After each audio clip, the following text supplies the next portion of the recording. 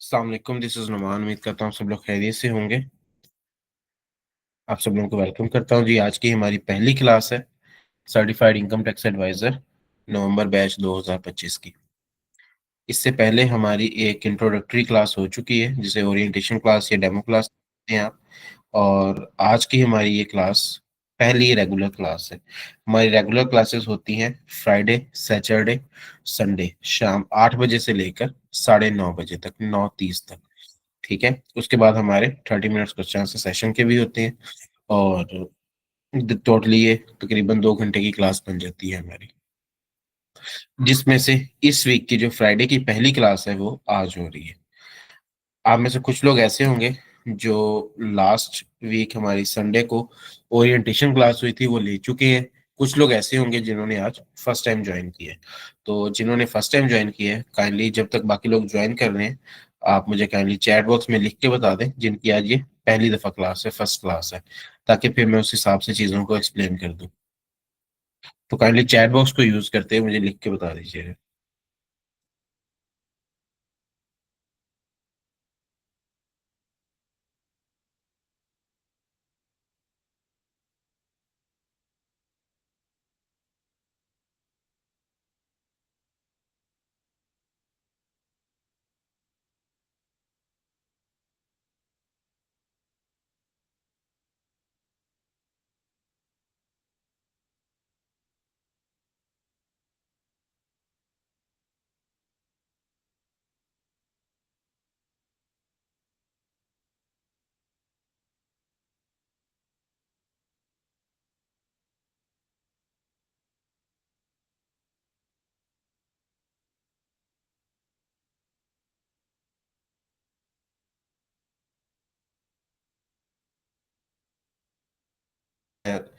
एक जी ठीक है, बिल्कुल। मैं एक आध चीज़ है जो कि पहली क्लास के तौर पे आप लोगों को पता होनी चाहिए, मैं एक्सप्लेन कर देता हूँ।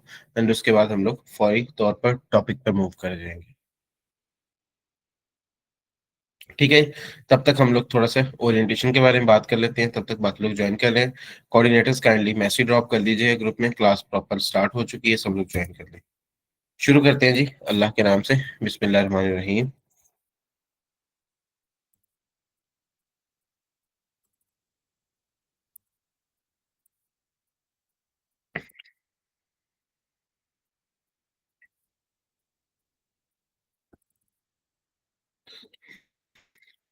हमारा कोर्स है जी certified tax and corporate advisor. 4 महीने का ये कोर्स है। ठीक है, टोटल इसमें 60 लेक्चर्स होते हैं। लेक्चर ड्यूरेशन 1.5 घंटा है। अप्रोक्सीमेटली 100 घंटों में ये क्लासेस पूरी हो जाएंगी आपकी। अगर मॉड्यूल्स की बात करें तो इसके अंदर आयरस वो सॉफ्टवेयर है जिसके ऊपर इनकम टैक्स, सेल टैक्स के सारे काम होते हैं, एफबीआर के। इन डिटेल आपको सारा कुछ समझाऊंगा। इनकम टैक्स सेकंड मॉड्यूल है, जिसके पाकिस्तान में सालाना इनकम टैक्स के गोशवारे जमा करवाए जाते हैं, जिन्हें इनकम टैक्स रिटर्न भी कहा जाता है। इन डिटेल इस डॉक्यूमेंट के अंदर सारा कुछ लिखा भी हुआ कि इनकम टैक्स के अंदर क्या क्या चीजें आ जाएंगी सारी आपकी। वैसे अगर आपको सादा जुबान में बताऊं तो हर तरह का इंडिविजुअल, चाहे वो सैलरी लेता है, चाहे वो बिजनेस कर रहा है, चाहे वो फ्रीलांसर है, यूट्यूबर है, डॉक्टर है, टीचर है, लॉयर है, कंसल्टेंट है, अकाउंटेंट है, ज्वेलर है, रियल एस्टेट एजेंट है, कमीशन एजेंट है, गवर्नमेंट कॉन्ट्रैक्टर है, जितनी भी चीजें आपके जहन में आ रही है इंशाल्लाह तमाम तर इंडिविजुअल्स की हर तरह की इनकम टैक्स रिटर्न आपको इसमें करनी सिखाई जाएगी। उनकी हर तरह की एडवांस टैक्सेशन आपको सिखाई जाएगी, विद होल्डिंग टैक्सेस के सारे काम सिखाए जाएंगे। कोई नोटिस वगैरह आ जाए उन्हें, उसके बारे में इन डिटेल कंप्लीटली आपको सिखाया जाएगा, कैसे नोटिस को आपने डिफेंड करना होता है, कैसे उनका रिप्लाई करना है, लीगल ड्राफ्टिंग वगैरह। एक नोटिस ही आने के बाद उसको कैसे पूरी तरीके से विड्रॉ करवा दिया जाएगा और दोबारा आपको उससे रिलेटेड कोई नोटिस नहीं आएगा। अगर किसी के खिलाफ कोई ऑर्डर पास हो जाता है तो ऑनलाइन अपील कैसे करनी है, लिटिगेशन कैसे करनी है, लिटिगेशन कहाँ कहाँ हो सकती है, कौन कौन से फॉरम्स हैं, उसके लिए क्या जो है वो आपकी रिक्वायरमेंट्स है लॉ की, कानून की या एफबीआर की। तो ये सारी चीजें आपको इन डिटेल सिखाई जाएंगी और ये टोटली प्रैक्टिकल कोर्स होगा। यही चीज सेल्स टैक्स में होगी। फिर उसके बाद SECP, securities and exchange commission of Pakistan, ये वो इदारा है पाकिस्तान का जो कि कंपनीज को रजिस्टर करता है, कंपनीज को इनकॉर्पोरेट करता है। कंपनी से मुराद आपकी प्राइवेट लिमिटेड कंपनी होती है, आपकी सिंगल मेंबर कंपनी होती है, ठीक है। जिस तरह आप लोग बड़ी बड़ी कंपनीज के नाम सुनते रहते हैं, ये आपकी फॉर एग्जांपल यूनिलीवर हो गई है, या होंडा है, पेप्सी लिमिटेड है, ये सारी कंपनीज है। इसी तरीके से प्राइवेट लिमिटेड कंपनीज भी होती हैं। सिंगल मेंबर, एक सिंगल बंदा भी कंपनी बना लेता है। तो ये सारी इस तरह की जो एंटिटीज होती हैं उन्हें रजिस्टर करता है इदारा SECP, securities and exchange commission of Pakistan. इस इदारे के जितने भी काम हैं कंपनी से रिलेटेड, कंपनी बनाने से लेकर कंपनी की माहाना, हर 6 महीने के बाद होने वाली, हर 3 महीने के बाद होने वाली, या हर 12 महीने यानी कि साल के बाद होने वाली जितनी भी कॉरपोरेट कॉम्प्लायंसेस होती हैं इदारे के साथ आपको करनी पड़ती हैं, वो जो भी उसके लिए फाइलिंग करनी पड़ती है, जो फॉर्म्स जमा करवाने पड़ते हैं, एक एक चीज इन डिटेल सिखाई जाएगी। यहाँ तक कि अगर कभी आप अपनी कंपनी को खत्म करना चाहें तो वो कैसे कर सकते हैं, ये भी आपको इन डिटेल सिखा दिया जाएगा इसी कोर्स के अंदर। मॉड्यूल 5 के अंदर इंटेलेक्चुअल प्रॉपर्टी ऑर्गेनाइजेशन, ट्रेडमार्क और लोगो रजिस्ट्रेशन का इदारा है पाकिस्तान का। आपकी कंपनीज का जो नाम होता है, जो ब्रांड होता है, जो डिजाइन होता है, उसको रजिस्टर करना, उसको अपने लिए रिजर्व करना, कोई और बंदा, कोई और कंपनी पूरे मुल्क में उसको यूज ना कर सके, कॉपी ना कर सके, ये सब कुछ आपको ऑनलाइन प्रैक्टिकली सिखाया जाएगा। Chamber of commerce and industries के साथ मेंबरशिप कैसे हासिल करनी है, उसके बेनिफिट्स क्या हैं, फॉरेन मूव करने के लिए उसके क्या क्या बेनिफिट्स हो सकते हैं, उनको आपने कैसे अपने लिए फायदेमंद बनाना है, सब कुछ सिखाया जाएगा। Pakistan software export board, software house हो, कॉल सेंटर हो, कोई भी फ्रीलांसर हो, IT कंपनी हो, उसको कैसे रजिस्टर करना है, कैसे टैक्स में एग्जम्पशन लेके देनी है, ये भी सिखाया जाएगा। Pakistan single window, import export का लाइसेंस कैसे लेना है, ये PSW में सिखाया जाएगा। पाकिस्तान इंजीनियरिंग काउंसिल से कैसे आपने कोई भी इंजीनियरिंग फर्म या कंपनी रजिस्टर करवा के देनी है।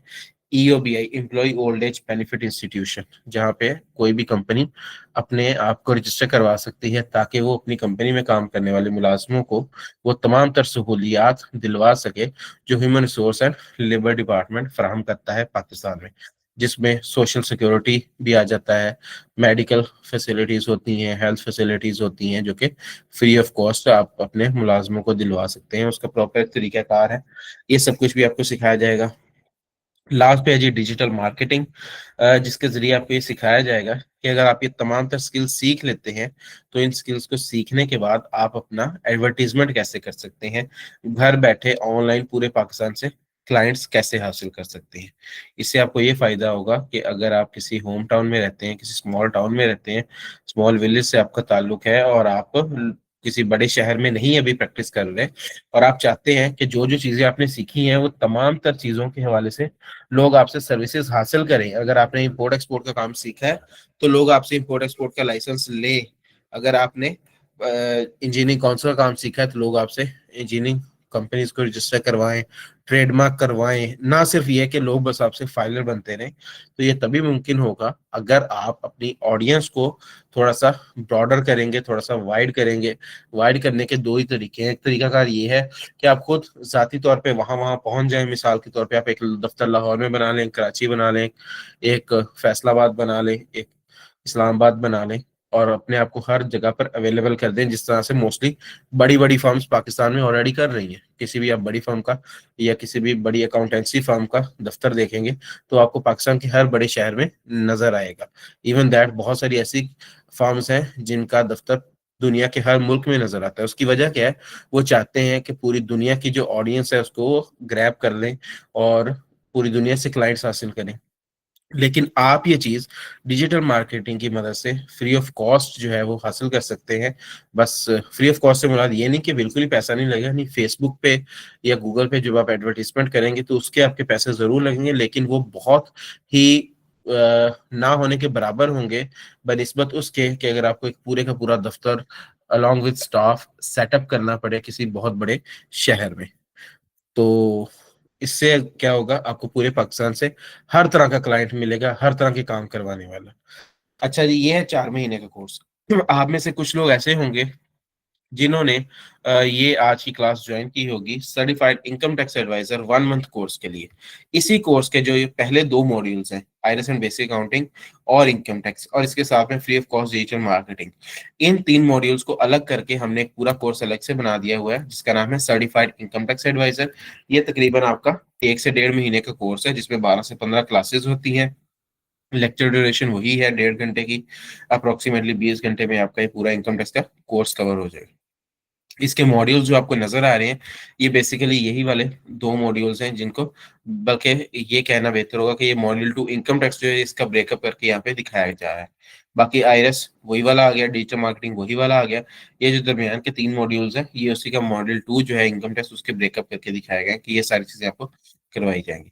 आगे ये सारी डिटेल्स भी वही है। बेसिकली ये कोर्स उनके लिए है जो पूरा कोर्स नहीं करना चाह रहे, 4 से 5 महीने का सारी चीजें नहीं सीखना चाह रहे, सिर्फ इनकम टैक्स का काम करना चाह रहे हैं, उनके लिए ये कोर्स अवेलेबल है। क्लासेस आपकी इकट्ठी चलेंगी, स्टार्ट हम इनकम टैक्स से ही लेंगे, और जब इनकम टैक्स आपका कंप्लीट हो जाएगा तो वो लोग जिन्होंने 1 मंथ वाले कोर्स में एडमिशन लिया होगा उन्हें उनके सर्टिफिकेट्स इशू कर दिए जाएंगे, उनका कोर्स कंप्लीट हो जाएगा। और वो स्टूडेंट्स जिन्होंने 4 महीने वाले कोर्स में एडमिशन लिया होगा उनका नेक्स्ट डे से सेल टैक्स मॉड्यूल स्टार्ट हो जाएगा और उनकी क्लासेस एज चलती रहेंगी। ठीक है, ये है जी बेसिक सी बातें कोर्स के बारे में।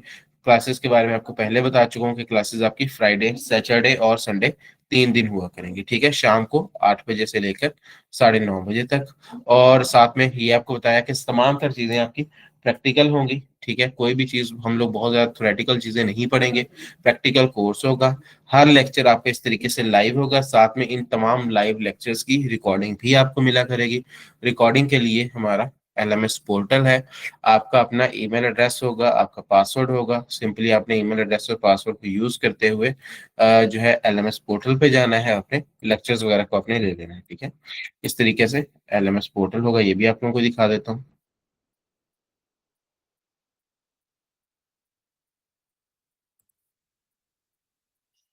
ये आपके सारे बैचेस वगैरह यहाँ पे आ रहे होंगे। ठीक है, तो जो भी आपका बैच चल रहा होगा फॉर एग्जाम्पल, आप उसके लेक्चर्स इस तरीके से ले सकते हैं। अभी अगर आप देखेंगे विदाउट लॉगिंग इन, ठीक है, तो ऐसे आपके सामने ये लॉक्स लगे हुए आ रहे होंगे हर लेक्चर के सामने। लेकिन जब आप अपना एडमिशन वगैरह ले चुके होंगे, आपका अपना लॉगिन आईडी पोर्टल वगैरह सब कुछ बन चुका होगा, तो फिर आप अपने लेक्चर्स इस तरीके से हासिल कर सकते हैं। तो इसी में आपका हर तरह का स्टडी मटेरियल भी होगा, इसी में आपके रिकॉर्डिंग लेक्चर्स भी होंगे। यहाँ तक अगर किसी का कोई सवाल हो तो आप यहाँ पे चैट बॉक्स में किसी भी टाइम पूछ सकते हैं क्लास के दौरान। अगर आपने ओरल क्वेश्चनिंग करनी हो तो आपको वेट करना पड़ेगा, मैं जैसे ही अपनी बात कंप्लीट कर लूंगा उसके बाद आप लोग ओरल क्वेश्चन कर सकते हैं। ठीक है जी, तो चैट बॉक्स के अंदर किसी भी टाइम आप कोई भी सवाल कर सकते हैं। ओरिएंटेशन क्लास से रिलेटेड जो भी हमारी बातें थी वो अब मुकम्मल हो चुकी हैं। अब इसके बाद हम लोग मूव कर रहे हैं हमारे प्रॉपर टॉपिक की तरफ। ठीक है जी, ये आ जाते हैं हमारे टॉपिक्स फॉर टुडे।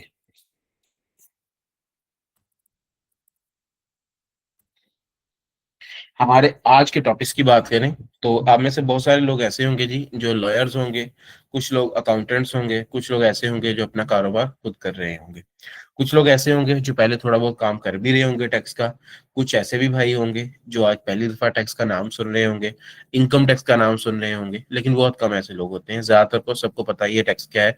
खासतौर पे पाकिस्तान में टैक्स के बारे में ज्यादातर लोगों को जानकारी होती है क्योंकि most of us are tax payers. लेकिन इसके बावजूद मैं ये जरूरी समझता हूँ कि हम जब पढ़ें तो हम लोग बिल्कुल बेसिक लेवल से लेकर एडवांस लेवल तक पढ़ें। मैं बिल्कुल आप लोगों का टाइम भी वेस्ट नहीं करूंगा, बेसिक लेवल की चीजें एबीसी पढ़ाता जाऊं और करते करते हमारे लेक्चर्स पूरे हो जाएं, और जो सही समझने वाली बातें हैं, जो इंपॉर्टेंट मटेरियल है, उसकी तरफ हम जाए ना और कहेंगे कोर्स पूरा हो गया। ऐसा भी हम लोग बिल्कुल नहीं करेंगे। ना ही मैं ऐसा करूंगा कि आपको चीजें तो बहुत सारी सिखा दूं लेकिन ये ना सिखाऊं कि इसका क्लाइंट कैसे हासिल करना है, कहाँ से क्लाइंट मिलेगा, और कैसे एडवर्टीजमेंट करनी है, कैसे ऐड लगाना है, ये सारी चीजें भी ना सिखाऊं तो उसका भी आप लोगों को फायदा नहीं है। और ना ही मैं ऐसा करूंगा कि आप लोगों को बहुत ही एडवांस चीजें पहले दिन से सिखाना शुरू कर दूं और वो लोग जो भी बेसिक लेवल से सीखना चाह रहे हैं उन्हें कुछ भी समझना है। ये कोर्स फुल फ्लैज है हर तरह के बंदे के लिए। इसमें आपको क्लाइंट हासिल करना भी सिखाया जाएगा, इसमें लॉयर्स को अकाउंटेंसी सिखाई जाएगी, अकाउंटिंग क्या चीज होती है, इसमें अकाउंटेंट्स को लिटिगेशन सिखाई जाएगी कि आप लोगों ने कैसे लिटिगेट करना है, कैसे वकालत करनी है, कैसे जिरा करनी है, ठीक है, कैसे अपने केस को प्रेजेंट करना है, कैसे अपने क्लाइंट को डिफेंड करना है। इसमें हर किसी को इंशाल्लाह इस कोर्स के बाद आप लोग देखेंगे कि लॉयर और अकाउंटेंट आपस में बराबर होंगे। वो शख्स जो कंप्यूटर में आईटी में एक्सपर्ट होगा और वो शख्स जो अभी थोड़ा सा रिलेक्टेंट होगा इस डिजिटल इंटरफेस के बारे में, वो भी इंशाल्लाह सब लोग आपस में बराबर होंगे। मैं बहुत ही बेसिक लेवल पे जाके पढ़ाऊंगा। स्टार्ट करते हैं जी। टॉपिक्स फॉर टुडे में पहला हमारा टॉपिक है व्हाट इज टैक्स। क्योंकि हम टैक्स पढ़ने जा रहे हैं तो इसलिए हमें स्टार्टिंग में ही पता होना चाहिए कि टैक्स है क्या। किसी भी मुल्क को अपने वो मामलात जो इज्तमाही नौइयत के होते हैं, जो इनफरादी तौर पर हर शख्स अपने लिए नहीं कर सकता, ठीक है। आमतौर पे आप देखते हैं आपके आसपास जो सरकार के काम होते हैं, जिस तरह से सरकारी हॉस्पिटल होता है, सरकारी स्कूल होता है, सरकारी कॉलेज है जिसे हम लोग गवर्नमेंट कॉलेज गवर्नमेंट स्कूल कह लेते हैं, गवर्नमेंट यूनिवर्सिटीज कह लेते हैं। इसी तरीके से और बहुत सारे काम हैं। आपके मुल्क में रोड्स बनी हुई हैं, रोड्स का पूरा इंफ्रास्ट्रक्चर है, नहरों का निज़ाम है, दिफा का महकमा है, ठीक है, आपका डिफेंस का महकमा है, मिलिट्री है, एयरफोर्स है, आपकी नेवी है, आपकी अदालतों का पूरा एक इंफ्रास्ट्रक्चर है, पुलिस का महकमा, और इस तरह से बेशुमार महकमे आपको मिल जाएंगे और इस तरह से बेशुमार एक्टिविटीज आपको मिल जाएंगी जो आपके सामने हो रही होती हैं, लेकिन कोई शख्स उन्हें इनफरादी तौर पर नहीं कर रहा होता, बल्कि ओवरऑल पूरी तौर पर पूरे मुल्क के अंदर स्टेट ने उस चीज का जिम्मा लिया होता है। तो ऐसे तमाम तर काम जो सिर्फ और सिर्फ स्टेट करती है, जो हुकूमत करती है, हुकूमत को वो तमाम तर काम करने के लिए पैसों की जरूरत होती है, ठीक है। हुकूमत को कोई ना कोई इनकम का सोर्स चाहिए होता है जहां से पैसा हासिल करके हुकूमत वो काम कर सके। तो पाकिस्तान जैसी कुछ डेवलपिंग कंट्रीज के अंदर हुकूमत को ये पैसा मिलता है अपनी आवाम से। तो आवाम से हुकूमत जो पैसा कलेक्ट करती है ताकि हुकूमत अपनी जिम्मेदारियों को पूरा कर सके और अपनी आवाम की फलाह व बहबूद के लिए कुछ एक्टिविटीज परफॉर्म कर सके, उस पैसे की को टैक्स कहा जाता है, ठीक है। अच्छा, वो पैसा अगर आपकी इनकम के परस्पेक्टिव आपसे लिया जाए तो आपका इनकम टैक्स बन जाएगा। यानी अगर ये कह दिया जाए कि भाई अपनी इनकम का, महाना इनकम का 5% हिस्सा हमें दे दो या 4% हिस्सा हमें दे दो, तो वो इनकम टैक्स बन जाएगा। और अगर एक कारोबारी शख्स को या एक बिजनेसमैन को ये कह दिया जाए कि आप महाना, सालाना या रोजाना जितनी सेल्स करते हो, उन सेल से मुराद है जितना आप माल बेचते हो। मिसाल के तौर पे एक बंदा, उसकी डेली की सेल्स 1 लाख रुपए है और उसे कह दिया जाए कि भाई आप अपनी डेली सेल्स का 1% हमें दे दो, तो यानी कि 1,000 रुपए दे दो, या 0.5% हमें दे दो, 500 रुपए दे दो, तो क्या होगा, ये सेल्स टैक्स बन जाएगा। यानी सेल्स के परस्पेक्टिव से हुआ तो सेल्स टैक्स, और इनकम के परस्पेक्टिव से हुआ तो इनकम टैक्स हो जाएगा। आगे जाके देखेंगे हम कि इनकम टैक्स किन के लिए जरूरी है और सेल्स टैक्स किन के लिए जरूरी है। क्योंकि हम लोग स्टार्ट इनकम टैक्स से ले रहे हैं तो आज हम इनकम टैक्स को ही आगे कंटिन्यू करेंगे। इनकम टैक्स के बारे में मैंने आपको पहले ही बता दिया कि अगर इनकम के परस्पेक्टिव से देखा जाए तो वो क्या होगा, इनकम टैक्स होगा, ठीक है। अच्छा, अब इस टैक्स को कलेक्ट करने के लिए हुकूमत ने एक इदारा बनाया हुआ है। जिस तरह आप लोग देखते हैं कि अगर आपके मुल्क में हॉस्पिटल्स चल रहे हैं, स्कूल्स चल रहे हैं, तो हॉस्पिटल्स वगैरह और जितने भी मेडिकल फैसिलिटीज से रिलेटेड एक्टिविटीज हैं या जो भी टास्क हैं, इन सब चीजों को मैनेज करने के लिए हुकूमत ने अपने लिए एक इदारा बनाया हुआ है, उसका नाम महकमा सेहत रख दिया हुआ है। हेल्थ डिपार्टमेंट भी आप उसे कह लेते हैं। इसी तरीके से एजुकेशन के लिए भी हुकूमत ने डिपार्टमेंट्स बनाए हुए हैं, ठीक है। एजुकेशन डिपार्टमेंट होता है वो एलिमेंट्री एजुकेशन का कोई अलग बना दिया हुआ है, हायर सेकेंडरी का अलग बना दिया हुआ है, ठीक है। इसी तरीके से हायर एजुकेशन का HEC अलग से बना दिया हुआ है। तो ये इदारे बनाए होते हैं जो कि ओवरऑल पूरे मुल्क में या कई दफा सिर्फ और सिर्फ अपने अपने सूबों के अंदर, ठीक है, प्रोविंशियली चीजों को या टास्क को मैनेज कर रहे होते हैं। इसी तरीके से हमने अभी जो टैक्स के बारे में पढ़ा है कि जी टैक्स एक चीज है, एक सोर्स ऑफ इनकम है हुकूमत के लिए, और वो पैसा आवाम दे रही होती है हुकूमत को। तो उस पैसे को इकट्ठा करने के लिए भी हुकूमत ने एक इदारा बना दिया हुआ है जी। उस इदारे का नाम है FBR, ठीक है। FBR कहते हैं फेडरल बोर्ड ऑफ रेवेन्यू को। FBR की वेबसाइट आपको बहुत ही इजीली ऐसे मिल जाएगी, ठीक है। Federal board of revenue, fbr.government.pk। इनकी वेबसाइट के ऊपर इनके बारे में तमाम तर डिटेल्स और इन्फॉर्मेशन मौजूद है। आहिस्ता आहिस्ता आप लोगों को इनकी वेबसाइट पे जो हमें फायदे हासिल हो सकते हैं उनके बारे में बताता जाऊंगा, ठीक है। इसमें बहुत सारा मटेरियल हमारे काम का है क्योंकि हमने फर्दर कंसल्टेंसी ऑफर करनी है, हमने अपनी कंसल्टेंसी सर्विसेज लोगों को देनी है। तो उस हवाले से हमें ये पता होना चाहिए कि हमें कंसल्टेंसी के लिए सूटेबल मटेरियल कहाँ से मिल सकता है, हमें गाइडलाइंस कहाँ से मिल सकती हैं। तो ये FBR की मेन वेबसाइट है। यहाँ पे ऑपरेशनली तो आप कोई काम नहीं कर सकते, लेकिन यहाँ से आप ऐसा डाटा जरूर हासिल कर सकते हैं जिसको यूज करते हुए आप लोगों को आगे बेटर असिस्ट कर सकें। पढ़ाते वक्त मेरी जो स्पीड है वो थोड़ी सी तेज रहा करेगी जी। उसकी वजह ये कि हमारे पास टाइम शॉर्ट है लेकिन कंटेंट ज्यादा होता है। लेकिन उसका हल ये है कि आपको हर क्लास की रिकॉर्डिंग साथ ही मिल जाया करेगी। अगर आपको कोई चीज लाइव क्लास में ना समझ आए, आप रिकॉर्डिंग देखेंगे, आपको बहुत अच्छे से समझ आ जाएगी। साथ ही साथ आपने क्या करना है, आपने एक कोई भी नोटबुक या रजिस्टर ले लेना है, और जब आप लाइव क्लास ले रहे हो उस वक्त, या जब आप रिकॉर्डिंग देख रहे हो उस वक्त, आपने बुलेट पॉइंट्स बनाते जाने हैं जो कि आपके लिए मुस्तकबिल में आपके अपने काम आए। एक नोट्स बनाते जाने हैं आपने, फिर उससे ये होगा कि आपको चीजें भूलेंगी भी नहीं, और आपके पास एक मैप बन जाएगा तमाम तर लेक्चर्स का कि किस लेक्चर में क्या क्या चीज आपने पढ़ी है। अच्छा, ये एफबीआई की मेन वेबसाइट है। तो ये जा रहा है जी फेडरल बोर्ड ऑफ रेवेन्यू। इनका काम है पूरे मुल्क में टैक्स कलेक्शन, यानी कि टैक्स कलेक्ट करके ये हुकूमत के खजाने में ये पैसा जमा करवाते हैं। वो किस तरीके से खजाने में पैसा जमा होता है वो हमारी काम की चीज नहीं है, इसलिए हम लोग उस तरफ नहीं जाएंगे। फेडरल कंसोलिडेटेड फंड होता है गवर्नमेंट का, जिसमें ये पैसा जमा होता है।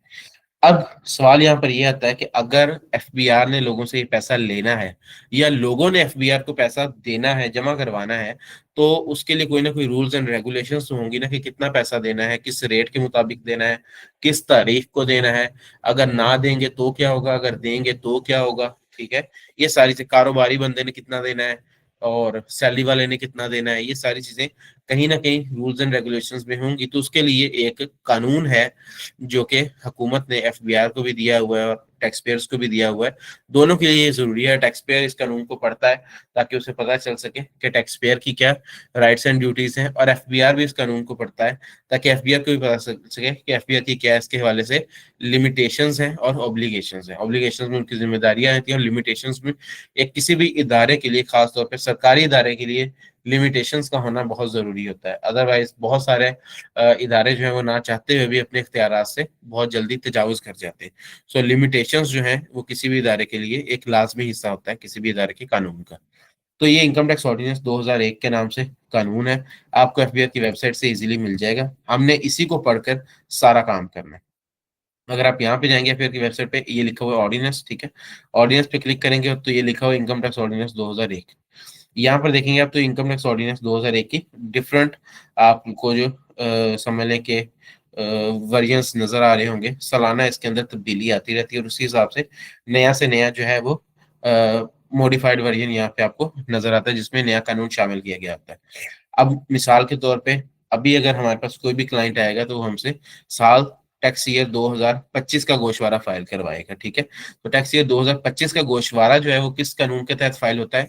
हर साल का गोशवारा उससे एक साल पहले जो कानून आया होता है उसके मुताबिक फाइल किया जाता है। ठीक है, मिसाल के तौर पे यहाँ पे जो टैक्स ईयर 2024 लिखा हुआ है, 30 जून 2024 का जो कानून है, इस कानून को इस्तेमाल करते हुए टैक्स ईयर 2025 का गोशवारा फाइल होगा। ठीक है, और ये वाला कानून का भी इस्तेमाल होगा जो सबसे लेटेस्ट ऊपर लिखा हुआ है, जो कि 31 जुलाई 2025 को कानून पब्लिश हुआ है। ये वाला कानून इस्तेमाल होगा जब अगले साल 2026 में हम लोग गोशवारे फाइल कर रहे होंगे, तो उस वक्त हम लोग ये वाला कानून इस्तेमाल करेंगे। अभी के लिए साल 2026 से पहले पहले, यानी कि 1 जुलाई 2026 से पहले पहले अगर आपके पास कोई भी क्लाइंट आया और कहे कि मैंने गोशवारा फाइल करवाना है, तो आपने ये वाला कानून यूज करना है। ठीक है, तो अभी पूरा एक साल क्योंकि यही कानून चलना है, तो आपने यहाँ इस वेबसाइट से डाउनलोड भी यही कानून करना है। कानून इस तरीके से आप डाउनलोड कर लेंगे तो आपके सामने ये ऐसे ओपन हो जाएगा। ये रहा कानून। इसके अगर हम आपको फर्स्ट पेज पे ले चलो, तो ये देखें, government of Pakistan federal board of revenue income tax manual part one, income tax ordinance 2001। Part one में जो होता है जी वो कानून है पूरा, ठीक है, ऑर्डिनेंस है। और पार्ट टू में रूल्स होते हैं। किसी भी कानून में रूल्स अलग किताब में होते हैं और जो कानून होता है वो अलग किताब में होता है।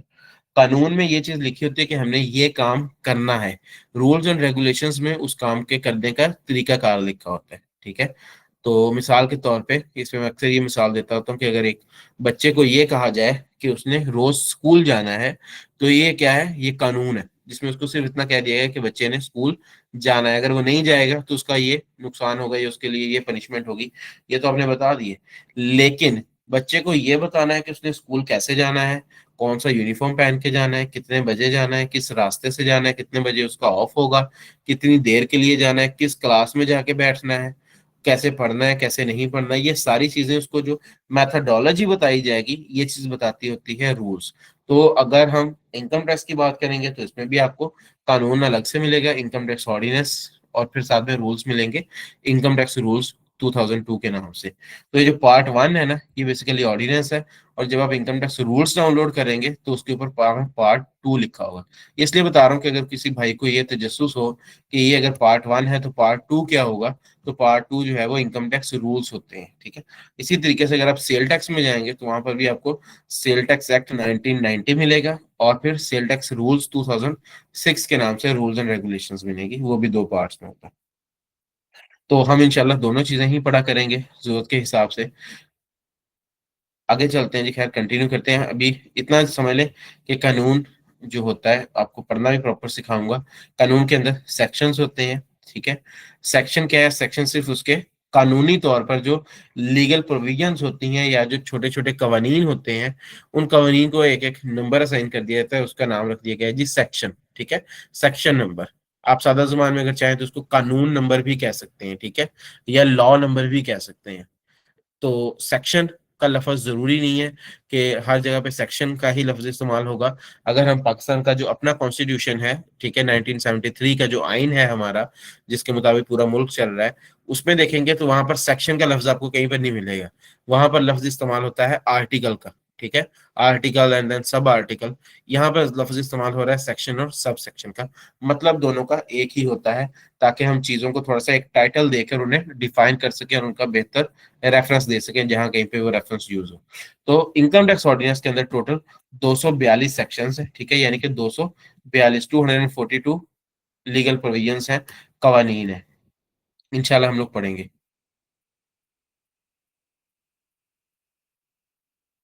अच्छा जी, आगे चलते हैं अभी हमारी स्लाइड्स पर।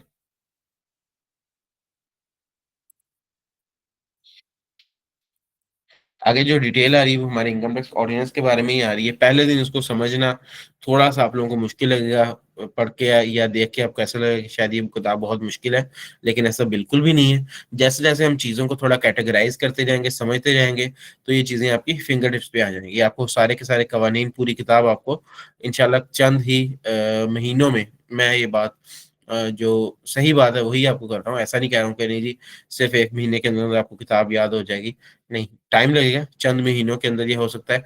एक साल तक आप लगातार अगर अपनी कंसल्टेंसी ऑफर करते हैं, तरह तरह के क्लाइंट्स आपसे काम करवाते हैं, तो आपको ये पूरी किताब जुबानी याद हो जाएगी, ठीक है, मिनिमम एक साल के अंदर।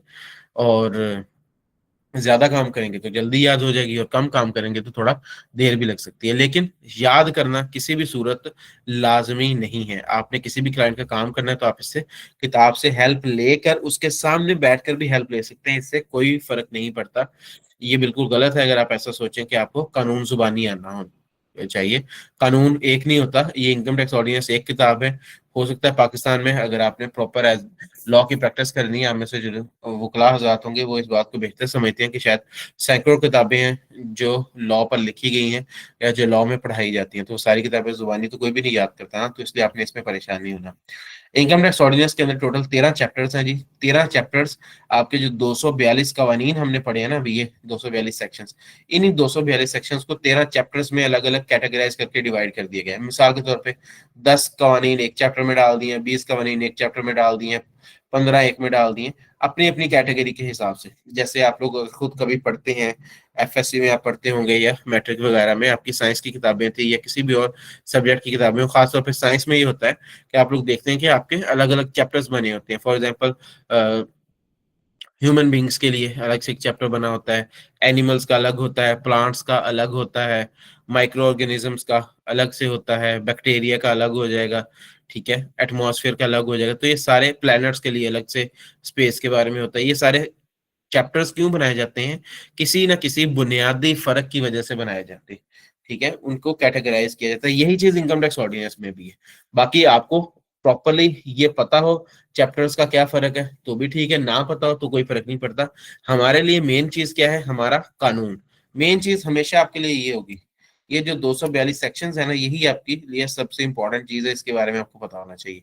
बाकी सारी चीजें जो है वो किताब को समझने के लिए, किताब को कैटेगराइज करने के लिए, ठीक है, या किताब को मेमोराइज करने के लिए तो आपको मदद दे सकती हैं, बट टेक्निकली या प्रैक्टिकली इनका कोई अमल दखल नहीं है।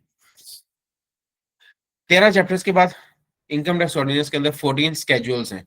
स्केड्यूल्स के अंदर क्वांटिटेटिव इंफॉर्मेशन होती है, मिसाल के तौर पर टैक्स के रेट्स वगैरह लिखे होते हैं कि फलां बंदे की इनकम पे इतना टैक्स का रेट लगेगा। ये समझ लें कि एक आपके पास की बुक टाइप एक हिस्सा होगा इसका, जिसके अंदर एग्जैक्टली आपके पास डिजिटल डिटेल मौजूद होगी, क्वांटिटेटिव डिटेल होगी। यहाँ से आप देख के टैक्स के रेट्स वगैरह फाइंड कर सकते हैं। उसके बाद लिखा हो जी 242 सेक्शन है, वो मैं आपको पहले बता चुका हूँ। और हर सेक्शन की डिटेल में आगे सब सेक्शन होता है, यानी उस चीज को मजीद इन डिटेल गाइड करने के लिए आगे उसके सब सेक्शंस बनाए गए हैं। और हर सब सेक्शन की आगे डिटेल में इसके लिए आपके पास होता है क्लॉज। ठीक है, सेक्शन के बाद सब सेक्शन होता है, सब सेक्शन के बाद क्लॉज होता है, और क्लॉज के बाद फिर क्या होता है, सब क्लॉज होता है। तो जब आप कानून पढ़ेंगे तो आपको ये चीजें बहुत आसानी से पढ़नी आ जाएंगी। ठीक है, लेकिन इस सब क्लॉज का ताल्लुक क्लॉज से और क्लॉज का सब सेक्शन से सेक्शन का इसी बेस पे होता है कि ये एक ही कानून के बारे में आगे से आगे डिटेल लिखी गई थी। मिसाल के तौर पे एक सेक्शन है जो तनख्वाह के बारे में बात कर रहा है, सैलरी के बारे में बात कर रहा है, टैक्स पेयर की सैलरी के बारे में। तो आगे जितने भी सब सेक्शंस होंगे वो सारे के सारे सब सेक्शंस सैलरी की मुख्तलिफ हालतों के बारे में बात कर रहे होंगे। फिर आगे जो क्लॉज होंगे वो इनमें से किसी एक हालत के आगे फर्दर हालतों के बारे में बात कर रहे होंगे। और अगर हमें उससे भी मजीद डिटेल में जाने की जरूरत होगी किसी पर्टिकुलर प्रोविजन के लिए तो उसके आगे सब क्लॉज होंगे। ठीक है, तो इसमें ऐसा जरूरी नहीं है कि हर सेक्शन का सब सेक्शन या हर क्लॉज का सब क्लॉज होना चाहिए, नहीं, ये जरूरी नहीं है। जहां पर जरूरी महसूस किया एफबीआर ने, ठीक है, वहां पर आगे से आगे क्लॉजेज और सब क्लॉजेस बना दिए गए, अदरवाइज ये जरूरी ही नहीं है। एफबीआर की वेबसाइट आप लोग देख चुके हैं जी। उसके बाद इससे भी अगली जो सबसे ज्यादा आप लोगों के लिए ये काम की चीज है वो है आईरस। जैसे कि आपने देखा है कि सबसे पहले हुकूमत ने एक इदारा बनाया एफबीआर टैक्स कलेक्शन के लिए। एफबीआर ने एक कानून पकड़ा जिसके जरिए टैक्स कलेक्ट करना शुरू कर दिए। लेकिन पहले ये होता था कि यही टैक्स कलेक्ट किया जाता था मैनुअली। ठीक है, एफबीआर के दफ्तरों में लोग अपने गोशवारे जमा करवाते थे, इवन अब भी करवाते हैं। यहाँ तक के अभी जो आज की लेटेस्ट न्यूज है वो ये है कि इस साल एफबीआर ने जो डेट एक्सटेंड करनी थी रिटर्न फाइलिंग की या गोशवारे जमा करवाने की, आपको भी बताऊंगा रिटर्न फाइलिंग या गोशवारा क्या होता है, परेशान नहीं होना आपने। तो जो डेट एक्सटेंड करनी थी वो लोग जो लैपटॉप के जरिए, आईरिस के जरिए, कंप्यूटर के जरिए अपने गोशवारे जमा करवाते हैं, उनकी तो डेट इस दफा एक्सटेंड नहीं हुई और 31 अक्टूबर तक ही रह गई है। लेकिन वो लोग जो मैनुअली जाके अपने जो है वो डिक्लेयर करते हैं अपने रिटर्न्स को, उनके लिए एफबीआर ने डेट मजीद एक्सटेंड करके 30 नवंबर तक कर दी है। तो वो लोग अभी भी चाहें तो अपनी रिटर्न जमा करवा सकते हैं। अब आइरस क्या है जी? आइरस बेसिकली वो पोर्टल है, वो सॉफ्टवेयर है जिसके जरिए एफबीआर अब ऑनलाइन टैक्स कलेक्ट करता है पूरे मुल्क से। ठीक है, ये देखें ये एफबीआर है। इसको ऐसे में लॉग आउट करके आपको पूरी वेबसाइट चुन के दिखाता हूँ। ठीक है, आइरस का अगर आप लोग डोमेन देखें या वेबसाइट का यूआरएल देखें तो iris.fbr.gov.pk। ठीक है, आपने इस वेबसाइट पे चले जाना है, आपके पास ये लॉगिन डैशबोर्ड आ जाएगा। यहाँ पे आपने अपना शनाख्ती कार्ड नंबर देना है, यहाँ पे वो पासवर्ड देना है जो कि एफबीआर ने आपको दिया है, और यहाँ पे आपने लॉग इन कर देना है। ठीक है जी, लॉग इन जैसे ही करेंगे तो आपके सामने इस तरीके से ये पोर्टल ओपन हो जाएगा। ठीक है, यहाँ से आप अपने सारे इनकम टैक्स के काम कर सकते हैं, यहाँ से आप अपने सारे सेल्स टैक्स के काम कर सकते हैं। तो ये इन डिटेल आपको सारा कुछ करना भी मैं सिखाऊंगा, बेफिक्र रहे। लेकिन अभी के लिए आपको ये पता होना चाहिए कि ये आईरस है। आपकी इनकम टैक्स की तमाम तर जो क्लासेस होनी है वो सारी की सारी इसी पोर्टल के ऊपर होनी है। आपकी सेल टैक्स की जो क्लासेस होनी है वो भी सारी की सारी इसी पोर्टल के ऊपर होनी है। ठीक है, फेडरल के लिहाज से।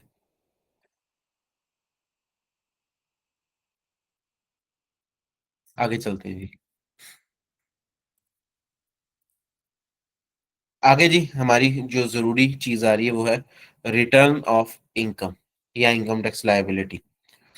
तो इसके बारे में भी हमें लाजमी तौर पे पता होना चाहिए। बार बार जिसके बारे में बात हो रही है कि जी आपको रिटर्न फाइलिंग सिखाई जाएगी, इनकम टैक्स रिटर्न सिखाई जाएगी, गोशवारा सिखाया जाएगा, इन तमाम बातों का क्या मतलब है। साथ ही मैं देख लूँ कि चैट बॉक्स में फिल वक्त किसी के भाई का कोई सवाल आया हो तो। Income tax ordinance, companies act, partnership act, contract act, Punjab industries relation act important जी, बिल्कुल बहुत अच्छी बात है गुफरान भाई आपने लिखी है। बिल्कुल ये कवानीन जो है ये सारे अहम कवानीन है, और 4 मंथ कोर्स में आपको ये कवानीन पढ़ाए जाएंगे, ठीक है। जिसमें आपका ये सारे कवानीन मेरे पास अभी ओपन भी होंगे इधर मेरे ब्राउजर में।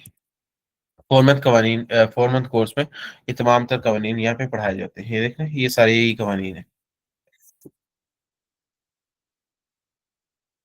अच्छा जी, तो रिटर्न के बारे में बड़ी ज्यादा बात होती है।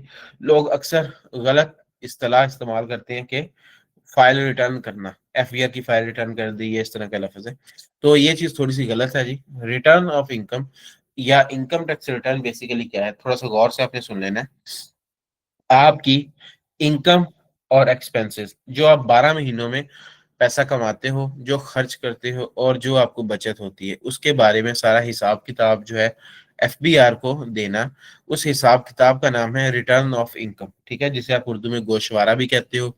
आप इसे एक सिंपल परफॉर्मा कह सकते हो, आप इसे एक क्वेश्चनर कह सकते हो, जिसके अंदर ये लिखा होता है कि जी मैंने कितने पैसे कमाए, कितने खर्च किए, कहाँ कहाँ से कमाए, कितने बचत हुई है, ठीक है। फिर मैंने पर्सनल एक्सपेंसेस जो किए हैं, घरेलू अखराजात, वो कहाँ कहाँ पे किए हैं, और ये पैसे मुझे एंड पे बच गए, उनसे मैंने बाइक ले लिया, गाड़ी ले ली थी, प्लॉट ले लिया, बैंक में पड़े हैं, गोल्ड ले लिया, या मुझे मजीद पैसों की जरूरत पड़ी तो जो मेरा पहला कोई प्लॉट था वो मैंने बेच दिया, या बैंक से पैसे निकलवा लिए। ये सारी एक्टिविटीज के बारे में आपने अगर एफबीआर को बताना हो, तो ये जो आप एक्टिविटीज लिख के बताएंगे एफबीआर को, इस एक्टिविटीज को लिखने का नाम है इनकम टैक्स रिटर्न, ठीक है।